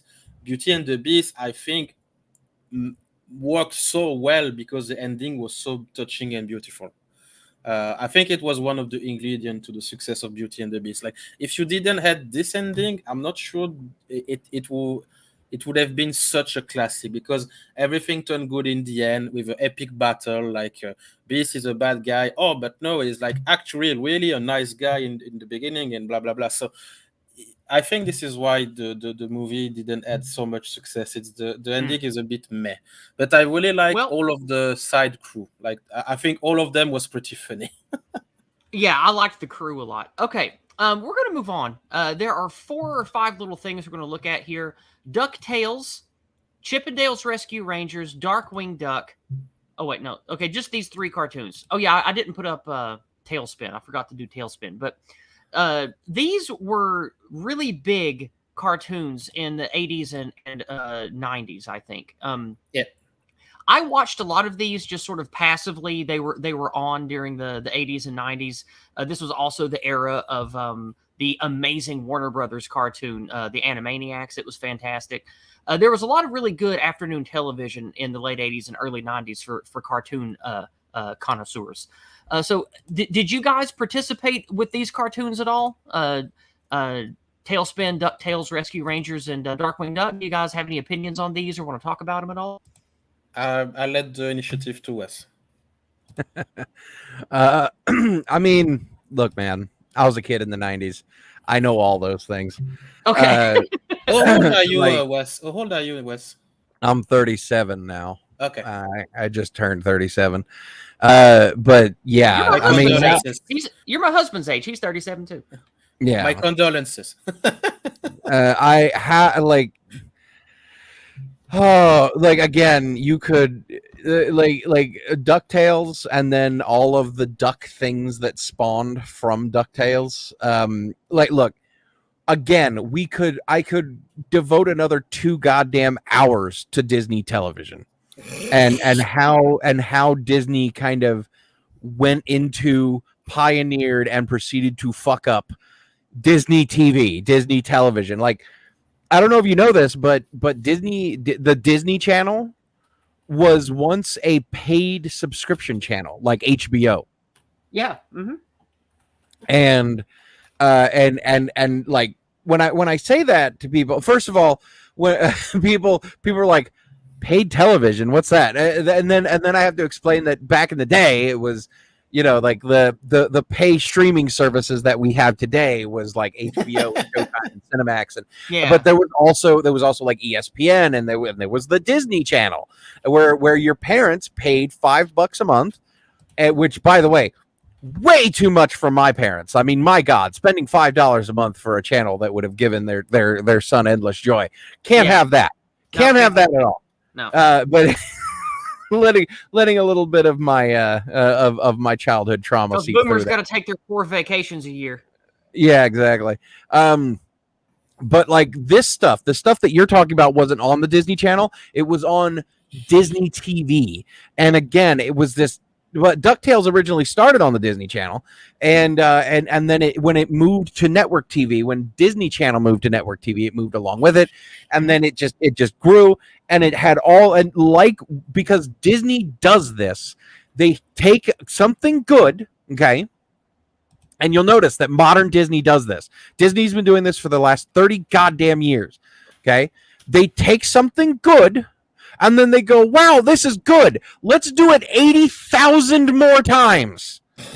And then every time they do it, it gets less good and then it gets less returns. And instead of going, hey, this isn't doing that well anymore, let's stop doing it and do something new, they go, no, we need to put a gimmick on top of it, and then they make it even worse, and then just gets worse and worse and worse and worse and worse. And that's basically what happened to Disney TV. But like, yes, specifically DuckTales and Darkwing Duck and Chip and Dale and stuff like that. Again, unfortunately, especially Chip and Dale, spawned a very disturbing wave of furries, which we won't get into. And do not let the furries ruin this stuff for you. Chip and Dale Rescue Rangers was a very wholesome, very good show for little kids. Darkwing Duck was my favorite among the group because it was the spoof of like of like Batman and stuff like that. Phantom and Shadow and things like that.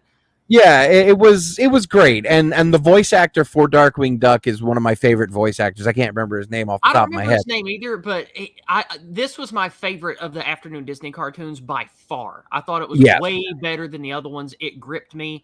And remember, I was already, I think when this was out, I was already in high school, so this wasn't like me romanticizing it as a kid, but I remember just keeping cartoons on after school, after high school, and this one grabbed my attention more than all the other cartoons because it felt like it was a little smarter and for a more intelligent audience or more mature audience. There was a few episodes, if I remember correctly, when the hero character, I don't remember the name, who lost, who were beaten by the bad guys. So there was like an arc to regain his ascendance against the villain. So it was not common for Disney to make that kind of stuff. Again, another mark of back in the day, we used to try new things, and sometimes it works. Yeah, Jim Cummings. Somebody in chat said Jim Cummings. Jim Cummings, that's it. And also the best part is all the Duck stuff took place in the same universe. So I believe the Darkwing Duck, his alter ego, his like billionaire playboy alter ego, was like the second cousin or something like that of Scrooge McDuck, he's related to Scrooge or ran in the same circles of Scrooge McDuck, and like what was it, Nosedive McQuack or something like that, pilot guy. Yeah, something like that. The pilot of DuckTales was also the pilot of like the Duck plane or whatever it was called in Darkwing Duck, and like you had a bunch of crossovers and stuff. Like it was great. Yeah, it was great. Stuff. It was like good stuff. It's good world building. Well, but for sake of time, let's move on because I want to talk about two things that two Disney things that I'm not very familiar with that Christopher likes. Let's talk first about Lilo and Stitch. I don't know much about this. I saw it once when it came out. And I remember thinking that this was for younger children, and it didn't really grip me because I was already out of college and I was already an adult. I thought it was cute, but I didn't really get into it. I thought the little alien monster thingy was really adorable, but other than that, I didn't really care for the movie. Maybe because I was too old. But Christopher, tell us about this movie. Tell us why you like it and what you think is valuable about it. It's my favorite Disney movie, to be honest. If I have to keep one, this will be the one. I could keep other one because of this or that reason, but there is something about this movie, and I'm very curious about Wes's opinion afterwards, that is different than other Disney.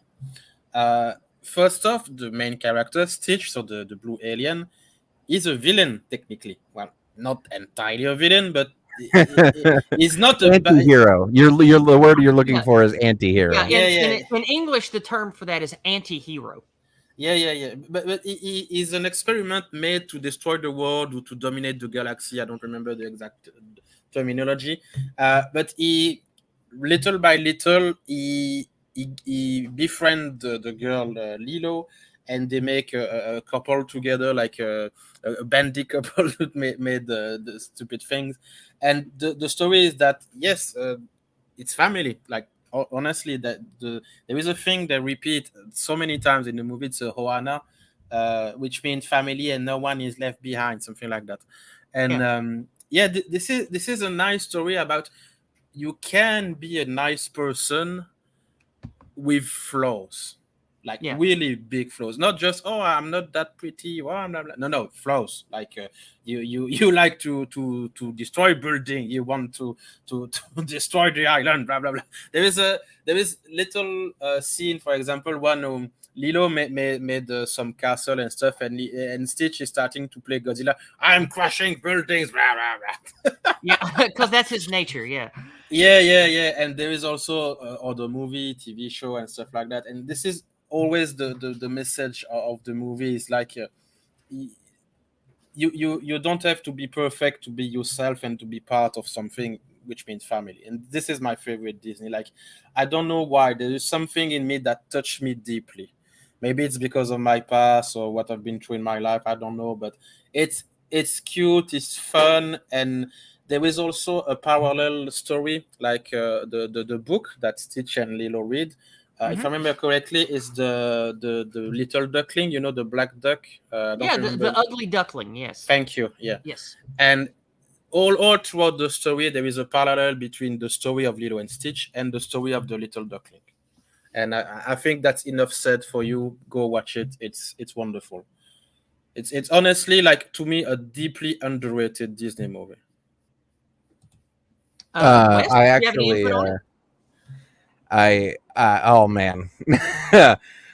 So Lilo and Stitch, interestingly enough, I should say something that for those of you who don't know me that well, I'm not a big fan of animated things. Um, Disney obviously is an exception because of who Walt Disney was and stuff like that. Um, but usually this is the time period where I stop caring about Disney.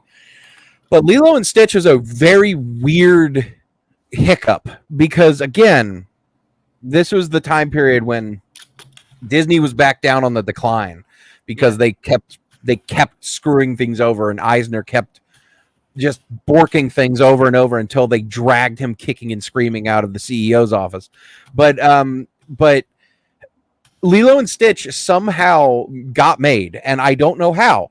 It's weird because it's an original work. It's got Yes. original music. The weirdest thing is it's a movie that Walt Disney would have made, in my opinion. It's a movie that Walt Disney would have made if he was alive in the 90s. Because there's so many elements of Lilo and Stitch that are pure Walt Disney, not Walt Disney Corporation, that are pure Walt Disney. Yeah, like the ugly duckling message, for example. It's really, really weird. That whole the whole and the best part is it manages to incorporate, much like the way that Walt Disney did with a lot of the classics. It incorporates Hawaiian culture and Yes. and Hawaiian like a Elvis Hawaiian reference, man. into the movie seamlessly. Yeah. But again, Disney does what Disney does best, and they spawned like a TV show that went on for too long and like Yeah. 5 sequels and shit like that. And it's like, hey, we found a good thing. Let's stretch it out for as much as possible and ruin it for everyone. It's that's yeah, in my opinion, that is the corporatization element that I despise. Like, Yeah. there's In the left corner of the stream is you have the sequel movie. Yeah. What was I going to say? Oh, the things I don't like about what America has become is like each side of the ugly materialist coin. You've got capitalism on one side or corporatism, and on the other side, you got communism. And I think that hey, we found something that works and made us money. Let's do it ad nauseum forever to milk every last penny we can out of it before we move on. I feel like that's very much not in the spirit of Walt Disney and original Disney. I don't think they would have been like that. I think that's the tentacles of corporatization. What do you think about that, Wes? Do you think that's Oh part yeah, of no, it? I don't disagree, and yeah, that's one of the worst parts about what the Walt Disney Corporation has become. Mm. And I always try my best not to say what Walt Disney has become or Disney has become, because there are elements within the Disney family and stuff like that are trying to fight back, but they only have limited power. And within the Walt Disney Corporation, there are still a lot of hardline pro Walt people Good. who are still fighting for it, and a lot of that power base is in the parks. Yeah, I've heard that from you before. I remember you telling us that in Cabal one day. Yeah, no, a lot of the pro traditionalist Disney, like Walt Disney people, are in the parks and in the Imagineers. Like those are the two like obviously there's some parts of the parks where like they only have so much power and they have to kind of, you know, give in to the higher ups. But yeah. Well, let's the last thing we're going to talk about before we discuss the decline specifically is Chris said that a more recent Disney movie called Tangled, it's a Rapunzel movie. He said this one's pretty good. Now, I have no experience with Tangled at all, so I have Neither no do I. opinion on it. But Chris, you want to take a minute and tell us why you think this one is a good one? Yeah, so first off, to be entirely honest, I didn't watch the movie, but I know enough to ever correct overall idea of the movie. Okay. So this is a classic, like princess, prince, not hero's journey, but solve a problem, which is the Rapunzel character. Like she's in a tower and she wants to be free, blah blah blah.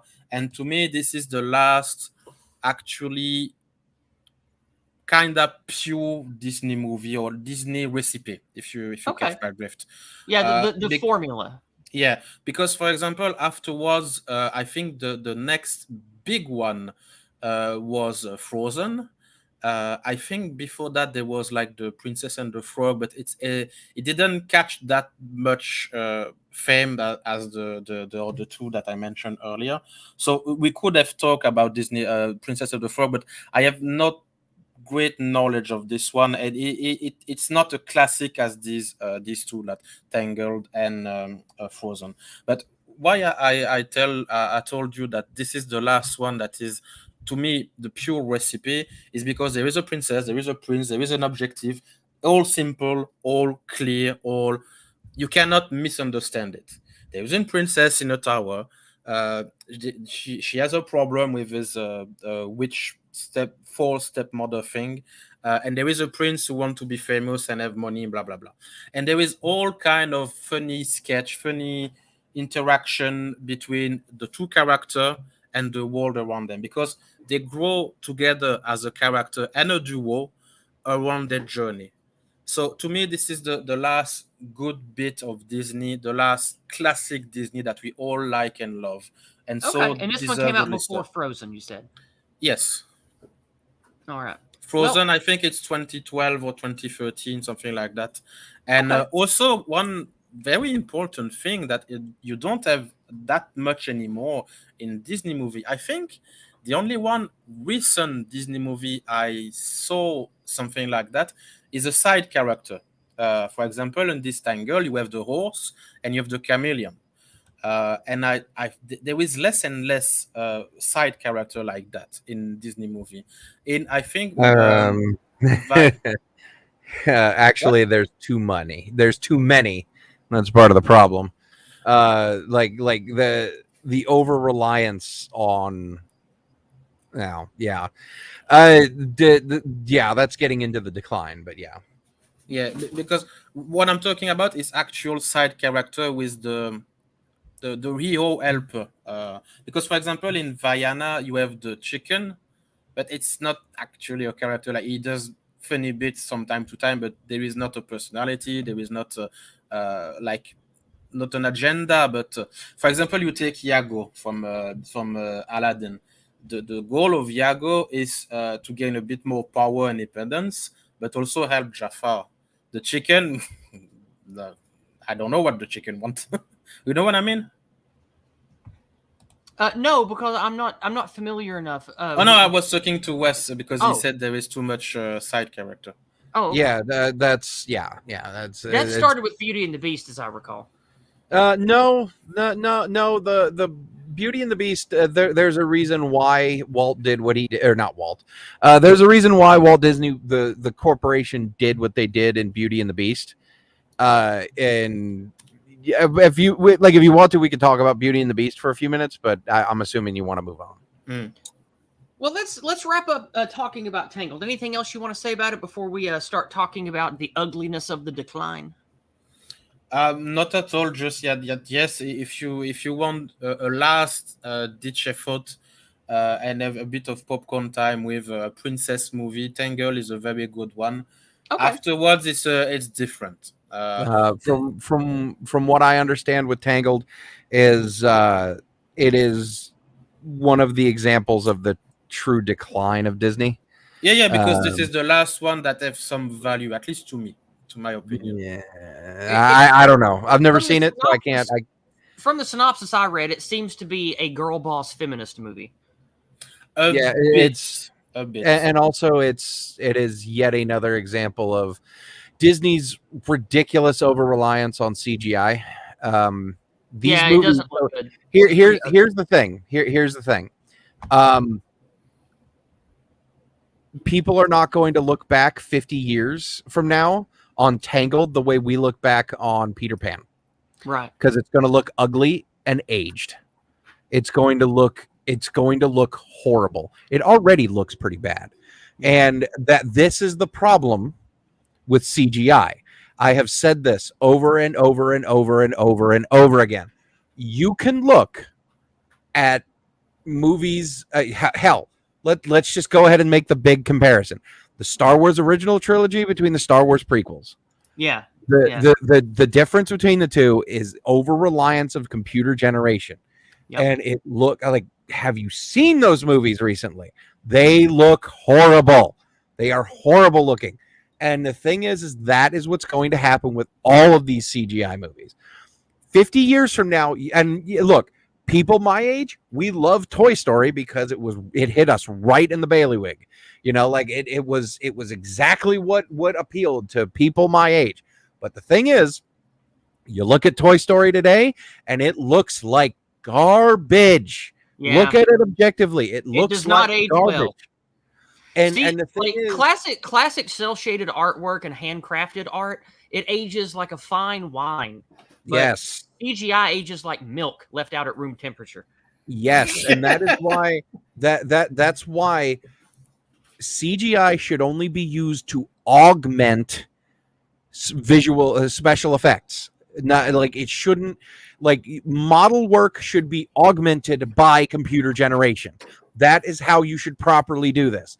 That is why it is not impressive to see a unedited 5-minute long stretch of CGI gook that is just a bunch of ones and zeros floating around. You're talking about the opening crawl of Clone Wars? Is that what you're talking about? Oh, there's so many of these things now. It's like with the latest trend. I don't mean to get too much on a jag. With the latest Transformers movie, they're like, "Oh my god, guys! There's a 5-minute unedited opening cutscene, and there's no edit." It's like it's all an edit. It's computer generated. It's 100% edited. It's 100 fat guys looming over a computer, smelling of Cheeto dust, and spending 500 hours each making these ones and zeros move around. There's no soul. There's no spirit. There's no soul to it. So we are in the grumble part of the stream. And and even with Frozen, it's like, I don't get it. It's soulless. It's empty. It doesn't have anything to it. We're gonna look like, I don't understand why people don't see. You're gonna look back on this in 20, 30. Your kids are gonna look back on this in 40, 50 years, and they're gonna say it's ugly garbage. They're not gonna do that for Aladdin. They're not doing it for the Jungle Book. We didn't do it for Peter Pan or the 101 Dalmatians or hell, the Aristocats or any of these other movies. These other classic animation movies from Disney and other people. We are looking back on these movies that were made in the 60s, 70s, and 80s and 90s that were animated as timeless classics. We are not going to do the same for these cheap CGI dreck. we're just not gonna do it. Or It's even not gonna be expensive, looked well the same. done CGI. It ages like milk too. Even well done CGI ages horribly because it will always get better. The thing is, model work, like truly good model work and layered rotoscoped animation and things of that nature, will always look good. It Mhm. always, because CGI will always tumble down the uncanny valley. It will Mhm. start to tumble, and that's the problem. That's the main issue. And As a fat guy, I take offense on that. if you think You're one of my favorite fat guys, Chris. and if you think that, oh no, the stuff that comes out now is going to be different, the stuff that comes out now looks great. Look at some of the shit from like, oh my god, the hell. Look at the sequel trilogy. Look at the Yeah. prequel trilogy of Star Wars. I have a A good lot of example of. a lot of the shit from Rogue One is starting to look aged now.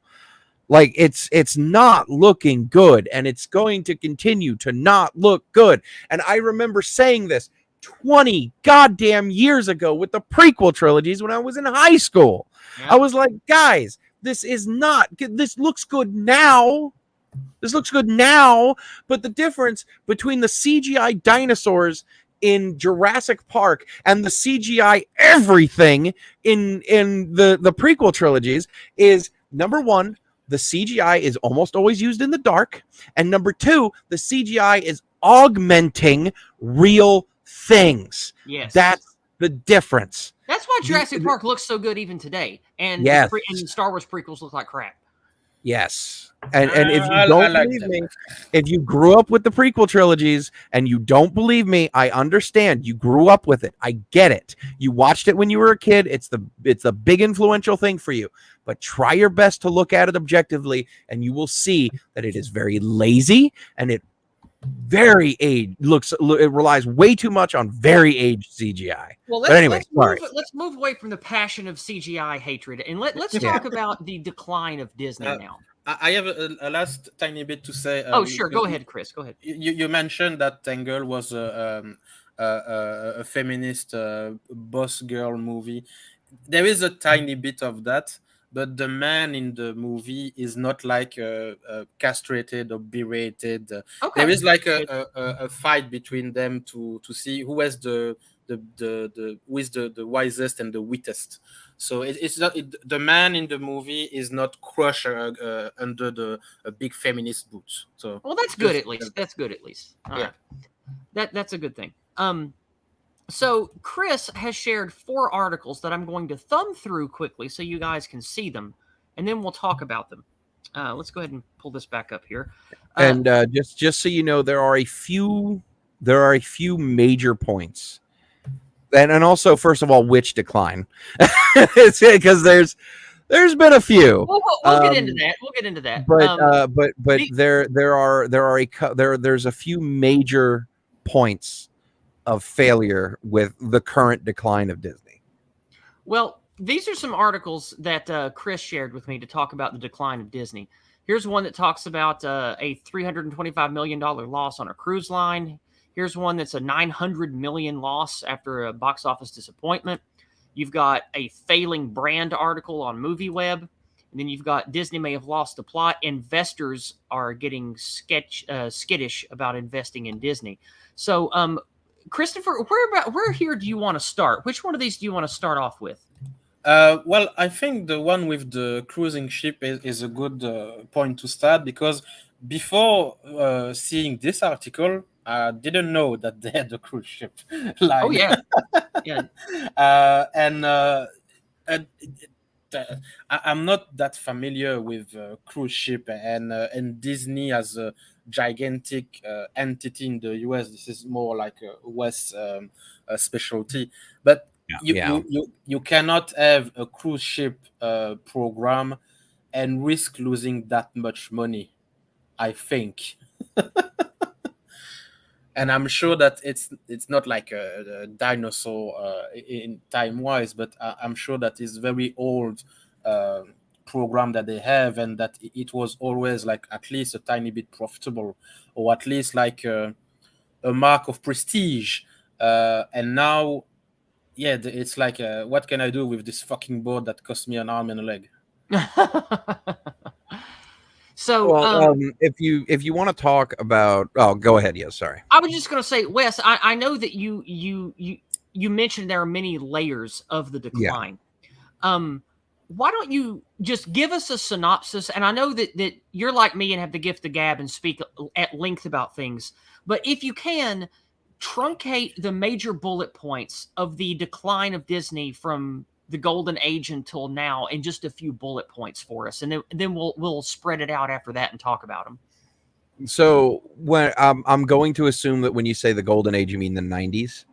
I mean, everything Walt Disney up to the 80s and early 90s. That I consider that the golden age of Disney. Yeah. So there's what's known as the golden age of Disney animation, and that is that would be the 90s. There was the Silver Age, So which you're talking about like Lion King and Pocahontas, yes, for example. Yeah. Well, the Little Mermaid onward. Okay.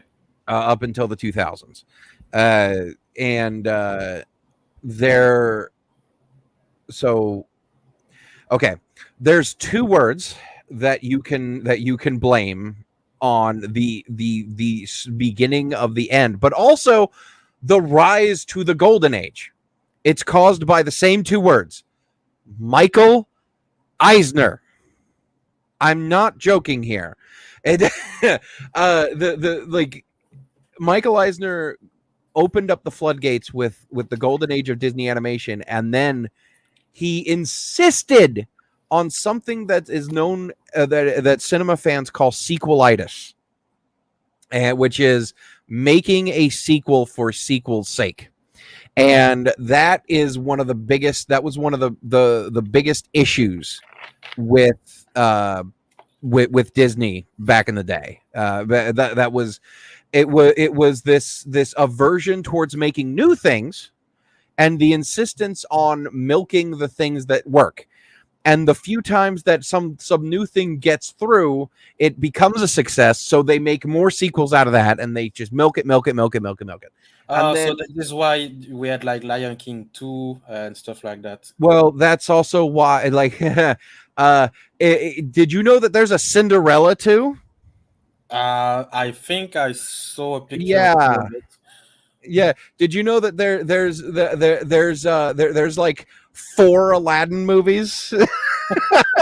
Oh my God. No, I know for the second one because Jafar comes back and all, it's funny, but yeah, the 3 and the 4.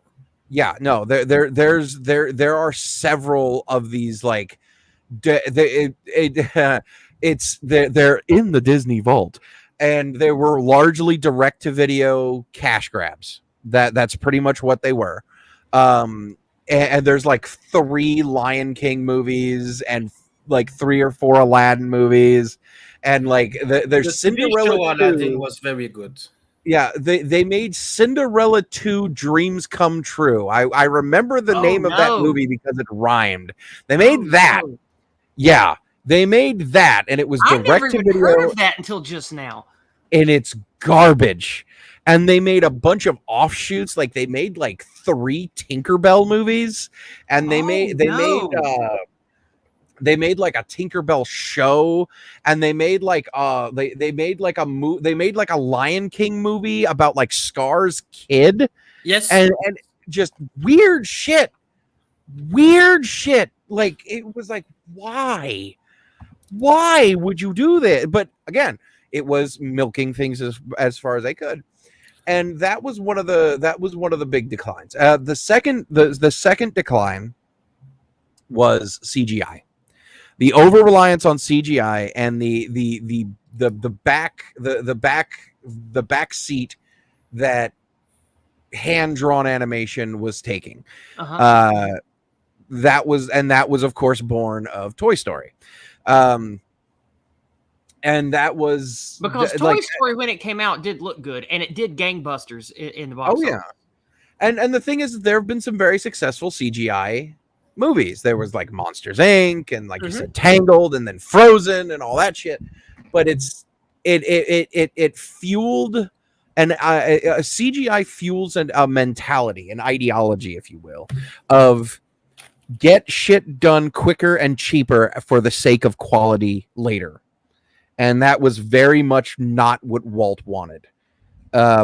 He wanted to take the time, do it right, and make it timeless. That was something that Walt was a very big proponent of, and it's CGI is antithetical to that mentality, and which is why, by the way, Lilo and Stitch is considered a timeless classic, while again Tangled is getting lost by the wayside, and they were made within like a year of each other. You know, like that. That's cool, but yes. That's the thing. You know, like people still love Lilo and Stitch to this day, and it's because it's well drawn, it's well made, got a good message, and it's wholesome. It's like I said, it's a weird little bump in the Walt Disney. It's a weird bump of a Walt Disney movie in the middle of the Disney Corporation dreck, and then obviously you have the sub reasons. So you have again Eisner, which is this weird spread into other fields. So like the Disney Cruise Line that you showed, that was originally born of a deal made with Celebration Cruise, the Celebration Cruise company, corporation, or whatever you want to call it, and where they devoted, at first it was certain ships certain times of the years to Disney cruises, and then eventually that got really, really successful, and then that really built up into something really good, and then COVID happened, and then the decline in cruise popularity, etc., etc. But also, here's something that you might not remember: the Disney Hotel. Oh, I remember. And Yeah. No. I'm not talking about the Disney hotels in the Disney parks. Oh No. I'm talking about Disney hotels that were much more like econo lodges, where I remember reading an article about this years ago that talked about what a disaster they ended up being. Yeah, it was weird. It was like more economically minded hotels that were Disney themed, but they were really cheap, they were really low effort, and they were really bad. And like little things like that Eisner insisted on, that just were a money pit, a massive money pit. And this didn't stop, and it kept going. And Disney was on the verge of bankruptcy until a man named Bob Iger came into power. And this is where we're getting into modern Disney. Bob Iger was, oh God, the best way to describe Bob Iger is a soulless opportunist. I think of the phrase that comes to mind is soulless corporatist. That's what I think of when I think of him. Yeah, but he, more than anything, he could spot an opportunity the same way a chess master can think 20 moves ahead. You know what I mean? We said that again. He can spot an opportunity the same way that like a person who's really good at chess can think like 20 moves ahead. So he's like a very he's conniving businessman. Yeah. But it's they call more that than shrewd, isn't it? A shrewd businessman, isn't that what they say? But it's more than just being a shrewd businessman, because his level of being able to plan ahead is almost superhuman. Because the shit that he thought of, I mean, Marvel. What most people think of Marvel is Bob Iger. Marvel, when I grew up, was a comic book line with some cartoons attached to it. And that was Marvel, and some maybe movies, a video game, and maybe a video game, yeah. And some movies in the 80s and the 2000s, and a couple movies in the 90s. That's it. That's Marvel.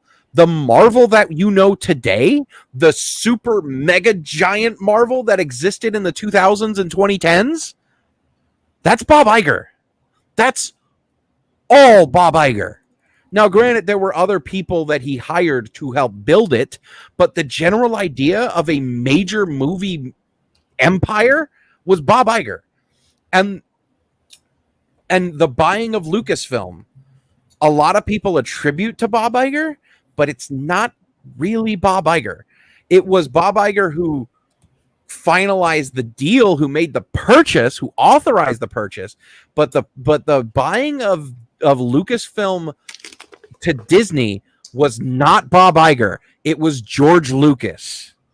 That is a very common misconception, but if you listen to the interviews at the time, you will notice that it was George Lucas's idea.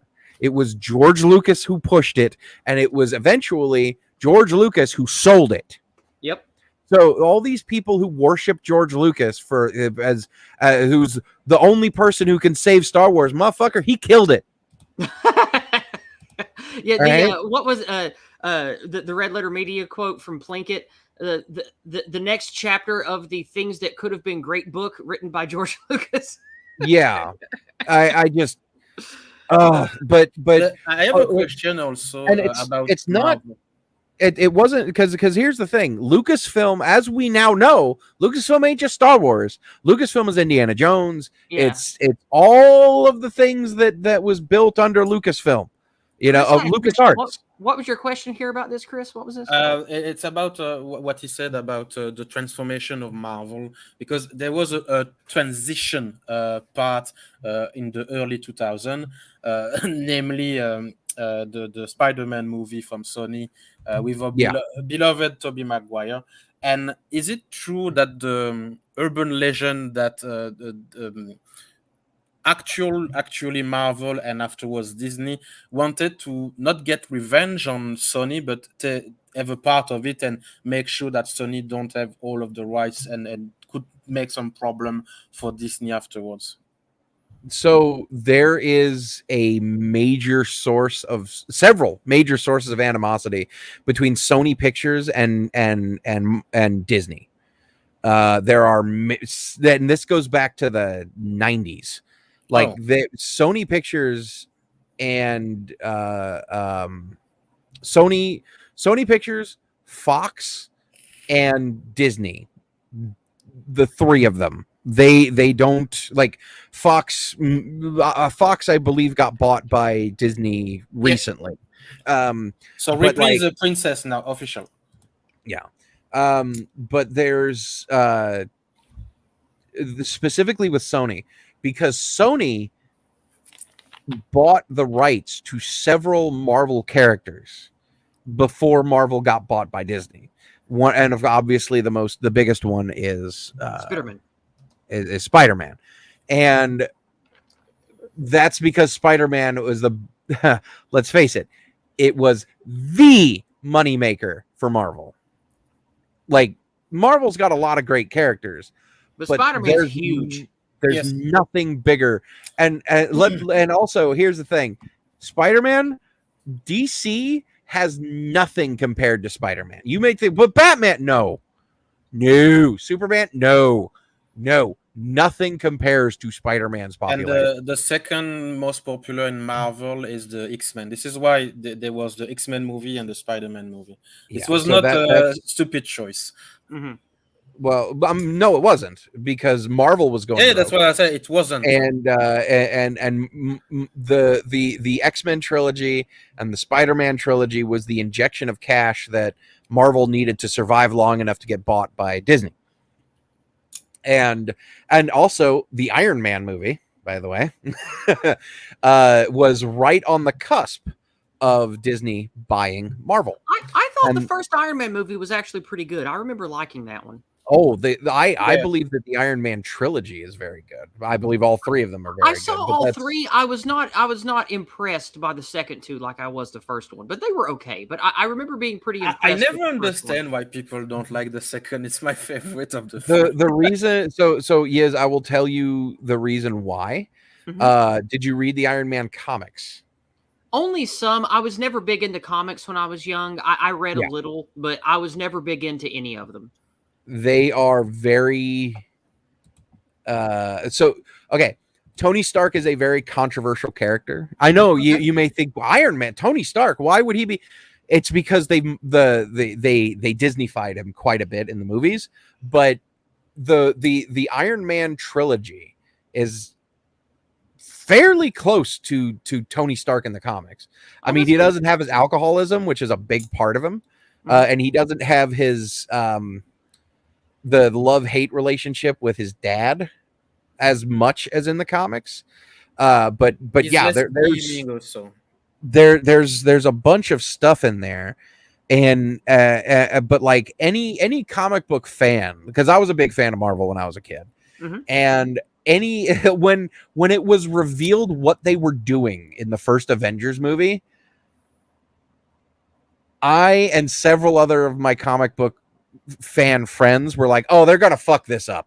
Because they don't. Because the thing is when they revealed that it was going to be the Infinity Gauntlet story arc, like you don't have the X-Men, you don't have the Fantastic Four, you're going to fuck up the Infinity Gauntlet. And it's like, of all the plot lines that you could have done, you chose the one plot line that was relying on two On two major IP facets they didn't have the rights for. that you don't fucking have. Like, why? They didn't have also Spider-Man for Civil War. Oh, I'm not even going to get into Civil War and how much they Because borked that. for people who Great don't know, like movie. Spider-Man and also the Punisher, by the way, is Great very movie. important to Civil War. Don't get me wrong. The Civil War movie was very, very good. I believe that the Captain America trilogy is the best thing to come out of the Marvel Cinematic Universe, blah, blah, blah. But yeah, that's because they're spy thrillers, and I love spy thrillers, and I love Captain America. So yeah, and it also the second Spider-Man movie also introduced my favorite Spider-Man, the Captain America movie.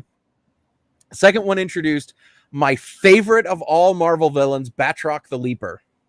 I've never even heard of that one. I know, because his superpower is kicking. Well, let's but anyway, sorry. Because yeah. So, but obviously the biggest source of decline with Marvel, with Disney, is wokeness. Yeah, you know, So, like that. This is a good segue point to get to Christopher, because Christopher is an author. For many of you who don't know, he writes dark fiction, dark fantasy fiction. He cares deeply about storytelling, fiction, and artwork. And I wanted him to speak about the decline merely from an artistic perspective. And that's why I wanted you to go first, Wes, so you could talk about the business side and the choices of material. And then I wanted to hear Christopher talk about the decline from the point of view of an artist and a storyteller. So, Chris, why don't you take a few minutes, tell us, just walk us through what you, as a passionate person about storytelling and artwork, tell us about the decline of Disney as you see it. Well, since we took so much time, and I have absolutely no problem with that. On the contrary, it's very refreshing, because we always hear Disney bad, and so we take much time to state that Disney was great, like really, really great. Indeed. Like visionary, like Wes explained so nicely. And it's I would even say Walt Disney is a true American hero. I think he's yes, I have no problem with that. And like, take a moment to rethink a tiny bit. Like Snow White, the old movie, the old cartoon, sorry, almost 100 years old. Like, seriously. And we didn't evolve that much in the talent of storytelling and all. Like, the work that the old Disney did is still relevant today. I agree with Wes on that front, like, deeply. And the loss of Disney is catastrophic, like in the art point of view, because like how a giant can fall, but also it's catastrophic because it does the opposite of what it once did, like trying to inspire people, trying to better the world and stuff like that. Now it's pure ideology, and I don't mind political or ideology in art, because some people want to. I have a very good example. Is I very much like Rage Against the Machine music. Like, they are very talented musicians. You cannot deny it. but I don't like the musician themselves, the person, and I Yeah. differentiate in the two cases. So Disney today is like, it's almost that personification of the bad guy in the entertainment industry. Like, if there is one entity who has to be killed for the betterment of mankind or saved because there are still hope, it's Disney. Like, Disney employs so many people and can do so many good things with the bazillion of money they have. Like, for example, you show an article of like they lose like billion of dollar in all front, like the park, the movie, the cruise ship. I don't know, maybe condom they have. I don't know, but this money can be so useful for so many things. Again, Well, I will start the anecdote. 100 years ago, almost, we had Snow White. It's crazy. I had another example in another live stream with a friend of mine. The movie Beowulf. It was a movie, Mhm. all digital. I know what Wes can tell about it, but for the time, it was like crazy. And to me, the movie still look good today because it was so well made technically, in the writing, in the voice actor, everything was good. So even today, to me, it's a nice movie. It stings a bit in some instance, but overall it holds up very good. And for the time, I think it was 2009, 2010, something like that. When I saw it, I was like, man, what can we do in 20 years? Well, you know what we can do today. So there is not much advancement in like new stories that we could tell. The example of Lilo and Stitch was not bad. That Wes pointed out that it was a new story with a new character. It's not like an old fairy tale. It's not like a remake. It's just all new. We have lost in the big boys, in the big name of the entertainment, the ability to create new thing. Like, in the future, we will have like the joke and the meme in Back from the Future, like, Joe's 25. It's sad. It's sad, and the writer and the more specifically the writer are terrible today, and this is why. And we didn't touch about that. And I have two things that I will be very curious about Wes' opinion about that. We didn't touch about the strike of the Writers Guild today in America. On one hand, I want to support them because what they are fighting against is important.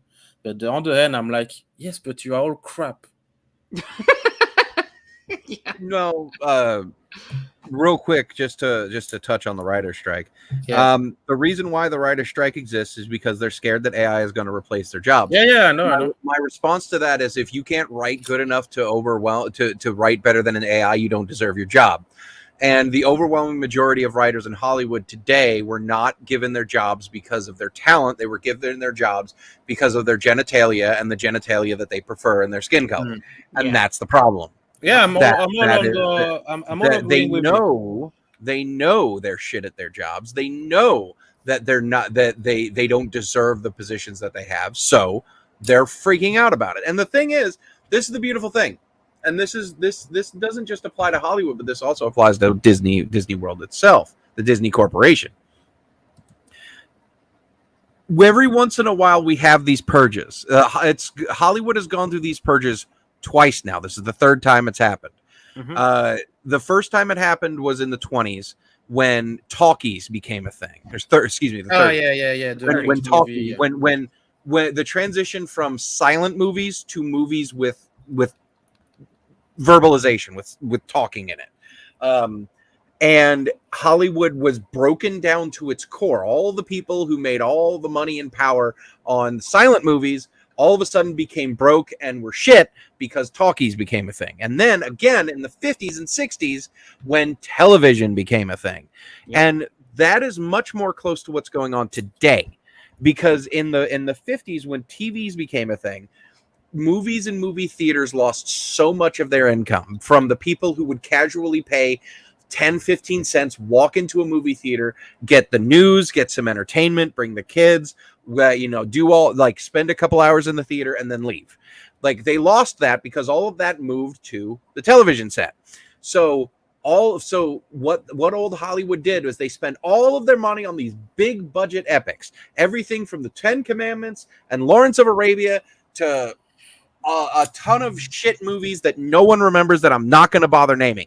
They spent millions upon the equivalent of the $500 million they spent on Indiana Jones and the Dial of Destiny, and it's not even getting half of it back, right? Yeah. So like they're doing that. It's the equivalent of that, but back in the 50s. And guess what happened? They burned through all their money. All of these studios that didn't embrace the next generation of entertainment died. Yeah. And do you know what it opened the door for? It opened the door for people like Steven Spielberg and George Lucas and Scorsese. Scorsese was the one I was thinking of, yeah. And then later on Tarantino and all of these incredibly talented directors and writers and cinematographers and model workers and story writers. It paved the way for the new generation of what we now consider classics. Yep. Because if old Hollywood would have kept on living, we would have never gotten Star Wars. We would have never gotten Indiana Jones. We would have never gotten The Godfather. We would have never gotten The Terminator. We would have never gotten these timeless classics that we hold very dear to our hearts. And that, by the way, the Hollywood that was born of that is now trying its best to continue scraping life out of the carcasses of its classics. That's why you have a million shitty derivatives and prequels and sequel garbage of all the big things. Yeah, and that is also what Disney's doing. Disney is making a live-action remake of every single one of their 90s classics now because they are desperately scraping. And this is my final point on Disney, okay? Disney has been close to bankruptcy multiple times at this point. Do you know what is the one thing that keeps it going more than anything else? The park. The parks. And they are almost empty now. No. No. I don't think so. No, the parks continue to be very, very successful. And do you remember about an hour ago? I still get advertisements mailed to me, inviting me to sell me packages for Disney World. So do you remember what I said? They're still going. Remember what I said about where one of the biggest strongholds of people who share the ideology of Walt was? Yeah, it's the parks. It was in the parks, and it was with the Imagineers. Because no matter what, those people will stay with Walt Disney.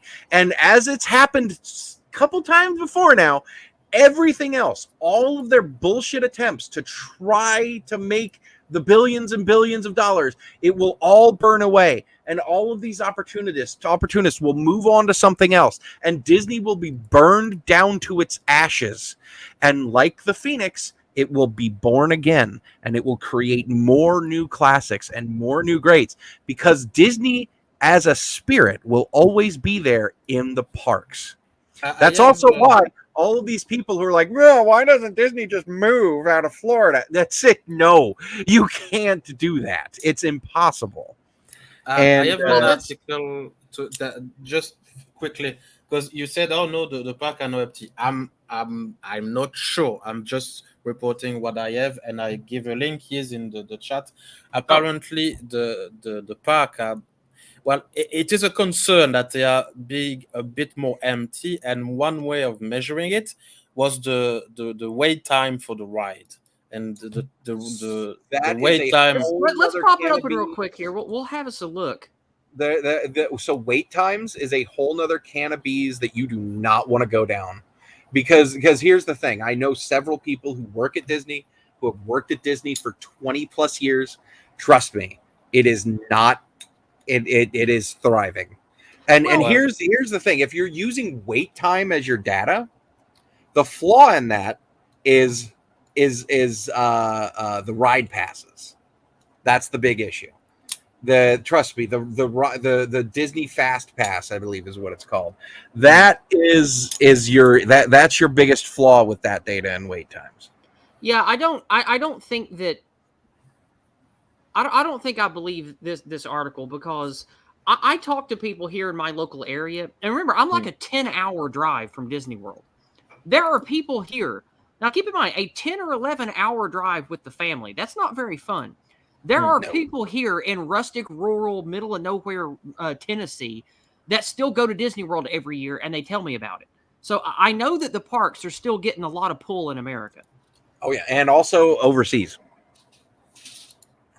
Oh yeah, I know that they're a huge international tourist spot. I know that. I'm just saying. Oh, I'm not even talking about Euro Disney or Disney Beijing or Tokyo or anything like that. I'm talking about Disney World is a that's what I mean. huge is like Orlando International Airport literally just exists for Disney. If that's the why. park attendance is low, it's probably because of the crippling economical bullshit under Biden's regime, mixed Yeah. with the stupid pandemic garbage that screwed everybody over. If anything is hurting Disney attendance, I don't think it's Disney. I think it's those two things. Well, in comparison, apparently another big park is Universal Studio, and it's like the public and the attendance shifted from Disney World to Universal. If people want to have like a vacation to a amusement park, apparently no, the public goes to Universal. Okay, so the difference between those two is people spend a day at Universal and Islands of Adventure, maybe 2. People spend a week at Disney, maybe 2. So here's what Universal Studio has: Harry Potter, Transformers, Fast and the Furious. No one really gives a shit about Fast and the Furious anymore, and They the didn't have Transformers the are Nintendo. relatively popular, but that's about it. It's Harry Potter. Over almost half of the goddamn park is Harry Potter at this point. Both parks is Harry Potter. They didn't have like a Nintendo thing recently. I don't know. I I think Nintendo is its own park, but no, dude, trust me. People spend a day or two at Universal Studios, maybe a weekend. People spend a week at Disney, sometimes 2. Like, trust me, trust me. If you think the parks are going anywhere, No, they're definitely not. Like I know they're not. Because just from listening to the way people talk around here, a 10-hour car drive away, Disney World has an immense pull and attraction of people that go there every year or as often as they can with their kids. I don't think that's stopping anytime soon. And don't get me wrong, Universal Studios is fun. Like personally, when I was a kid, I preferred Universal Studios to Disney, mainly because my dad had year passes to Universal Studios, and also Nickelodeon Studios and Back to the Future and Alfred Hitchcock and Hanna-Barbera and Terminator and all that cool shit was at Universal Studios. Don't get me wrong, there's a bunch of cool shit at Disney, but I went to Disney like once or twice. I'm from Florida, by the way, but I went like to Disney like 2, maybe 3 times a year when the tickets were cheap, like off season. But my dad and I would go to Universal Studios all the time, and they had all kinds of crazy stuff back there. Well, that was back when they were filming it, but yeah. We're getting long in the tooth here. We got distracted from what Christopher was talking about. Christopher, let's finish with your continued critique on an artistic level of the quality of Disney and the things that you see wrong with it, and why you think that is contributing or just a sign of the decline of Disney. Well, just like my example of Tangle, that I'm dead set on it. That is one of the last nice movie, or at least one enjoyable one. it's like for example, you said, "Oh, it's a feminist, strong woman." No, I don't know Yeah, that yeah, for yeah. sure. No, no, I no, no. only know from the blurb I just read about it on stream. Yeah, yeah, That's yeah. all. But That's it's all. not entirely false to say that. But as I stated to precise my thought and my critique, it's not like the man is emancipated or like castrated and stuff like that. It's just a two point of view of the world that with these two characters, and so they go at it at each other and stuff like that. So it's still enjoyable. It's not like, oh man, bad. No, definitely not. And so even with a feminist touch in this movie, you could enjoy it. And this is a thing that to me is deeply lacking today in what Disney does, is they focus more and more and more on the message and less on the artistic craftsmanship. So Message. yeah, yeah. So I have no problem. Like, what's the movie they made? Like, it's not a planet, but it's like a living organic thing with the all of the gays and stuff and the adventure. Strange World, I think, something like that. Yeah, I think this is the name. You could do something like that with a very diverse cast and a new environment and stuff like that. But it's so. I think in English you use the word telegraphed, like Yeah. you could see Telegraph. something coming a miles away. Yeah. So, or like the what West explained for the sequel itis disease thing, like Indiana Jones, for example. The fourth with the crystal skull was like very divisive. It's enjoyable, but it's definitely one of the least good movie of Indiana Jones. And the fifth one, I I don't even didn't know if watch I'd it. call it enjoyable, but that might just be because, well, I'm a tough critic when it You comes you to could movies. if you make an effort, you could enjoy it. That's what Sure, I'm going sure. at. Chris, do you like the prequel trilogy? Yes, I know you don't Yeah, like it. that's why you like Indiana Jones 4. Yeah. I don't like it. It's just like it.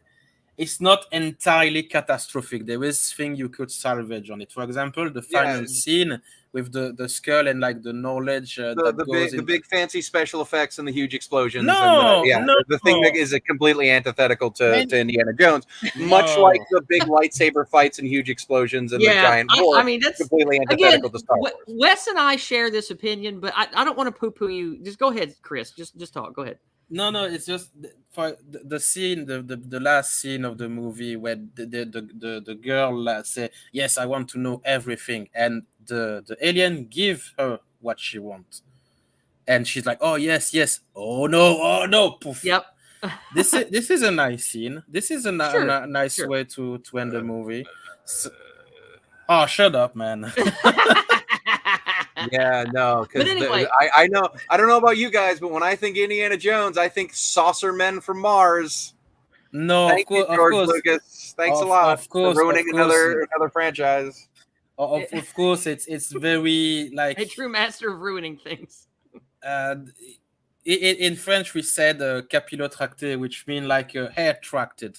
Like you have your hair and you have to track the thing. Like it's stupid. Of course, it's stupid, but there is some things you could like. Okay, but the fifth one, I don't want to watch it.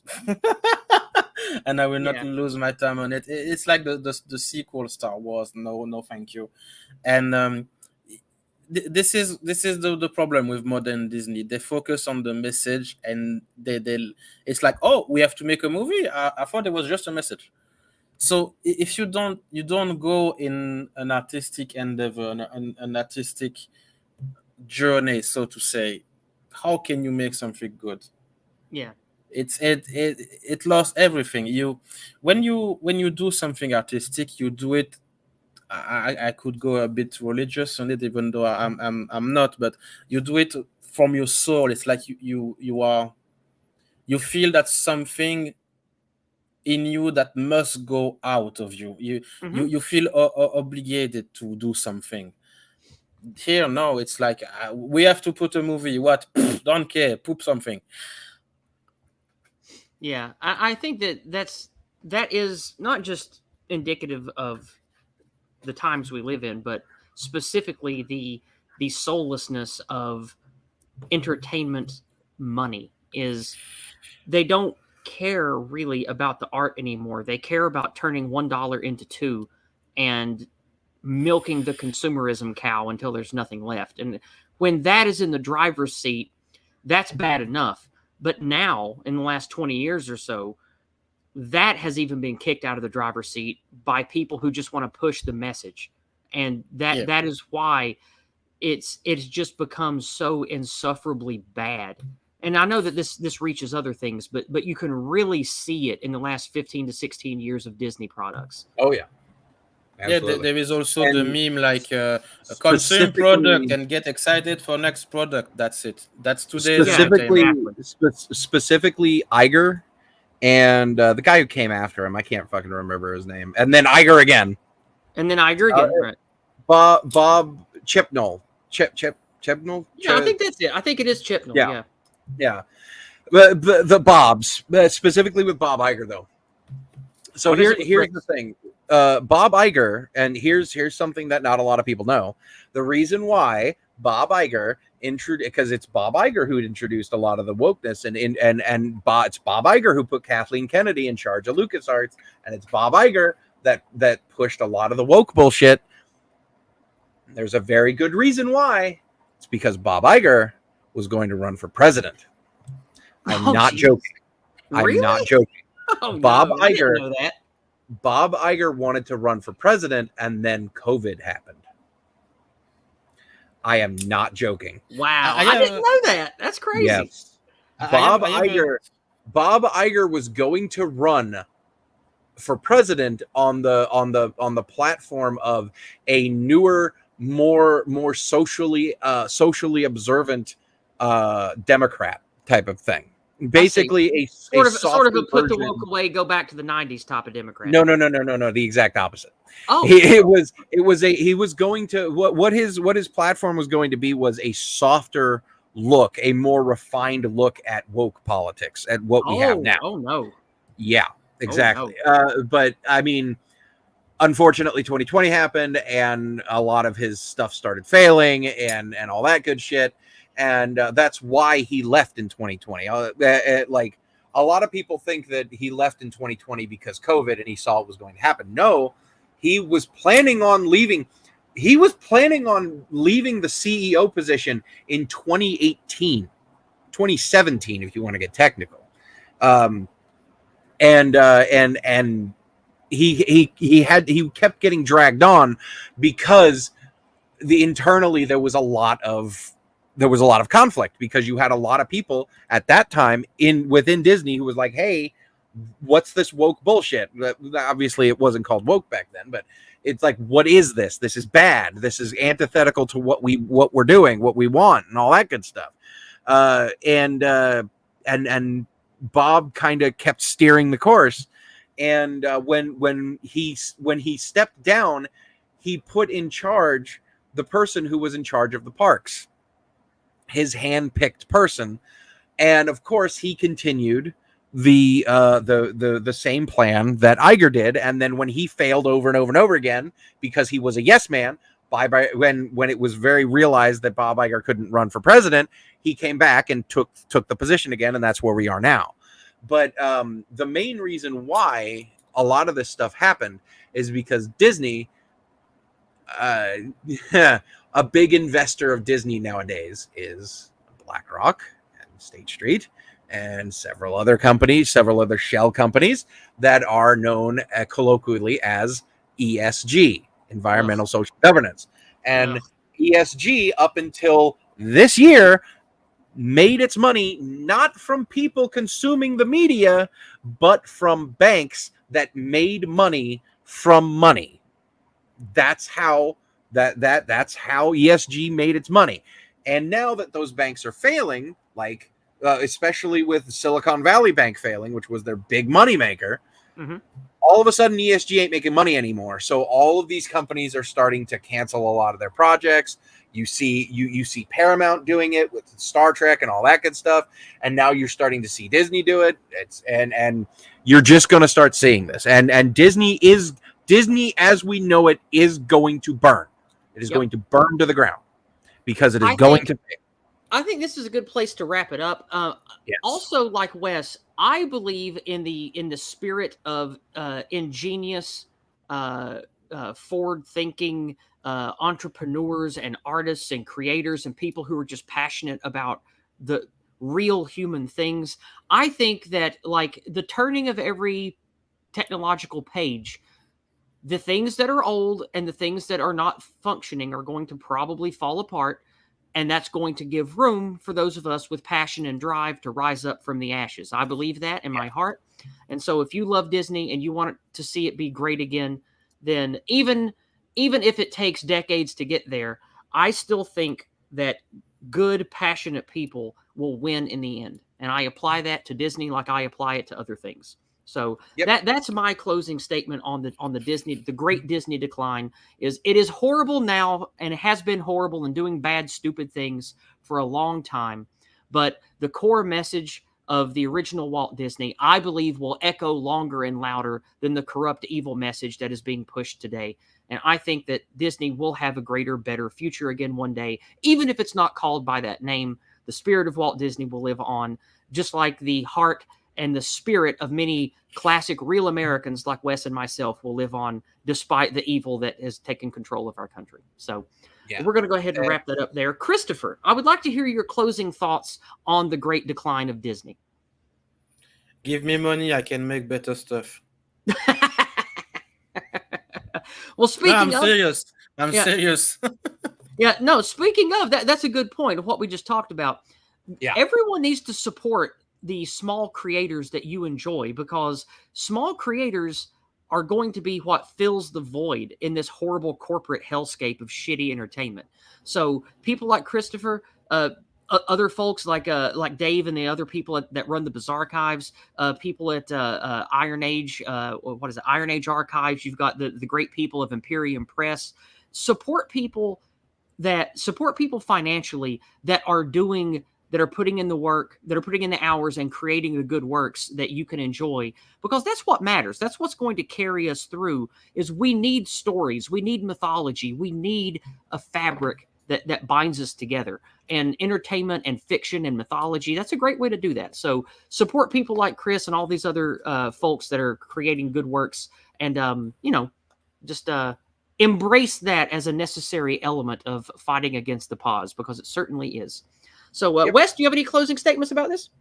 Yeah, and it's basically a summation of what I said before. To quote a classic from the 2000s, all of this has happened before, and all of it will happen again. This is the natural evolution of our culture. Like I said, in the 60s and 70s. The destruction of Hollywood and the media, the major media outputs, the slow death is what we're going through right now, which is the people who are in power don't want to lose power, so they're injecting all of their money into what exists, despite the fact that people don't like it. And it doesn't matter that people don't like it, because if we just power through it just a little bit longer, they'll start to like it again, and people don't. And but the weird thing now is, now you've got politicians trying to destroy the free market and force people to watch these things, and you've got movie companies buying up entire theaters in the Midwest and in low population areas to make it seem like people are going to see these movies, and it's just not popular. They're just not popular. And you see, like, it's like, oh, this movie made $100 million. And it's like, yeah, but we have high definition footage of like 50 different theaters that are empty, but all the seats are purchased. Like, no one's watching these movies. No one is. Yeah, it's going to die. It's going to die. It's only a matter of time. And just like the last time it happened, when it does die, what is left will have to embrace what is new. And you see this already. You're already seeing really popular pieces of media, like The Sound of Freedom is a very good example of a movie that is kicking ass in theaters, that would have been a no-brainer movie 10, 15 years ago. It would have been, it fits perfectly in the action thrillers of 10, 15 years ago. but it's super controversial now because for some reason we can't dislike pedophiles, but that's another conversation. But that's it's part of it's part of the natural evolution. It's just the powers that be are desperately trying to keep it going, but they're failing, and they're going to fail. And you will see in the next 5 to 10 years, you'll see a major change, and it'll be a change for the better. Okay, good. That's a good positive message to end on as well. Christopher, thank you so much for being here today. Thank you for coming to another fictional convocation. I look forward to streaming with you again. Wes, it's always nice to have you on. You're just a fountain of interesting things to hear about, and I'm glad that you were willing to share your experiences and expertise with us today here on Fictional Convocation. If you would like, you can listen to movies and shows that Wes and I host in the Cabal, which is a lovely mixed group of internet weirdos that hang out together on Discord, all under the wizard Uzulu. I will be sharing the link to the Cabal. I shared it earlier in the stream, but I'm sharing it now.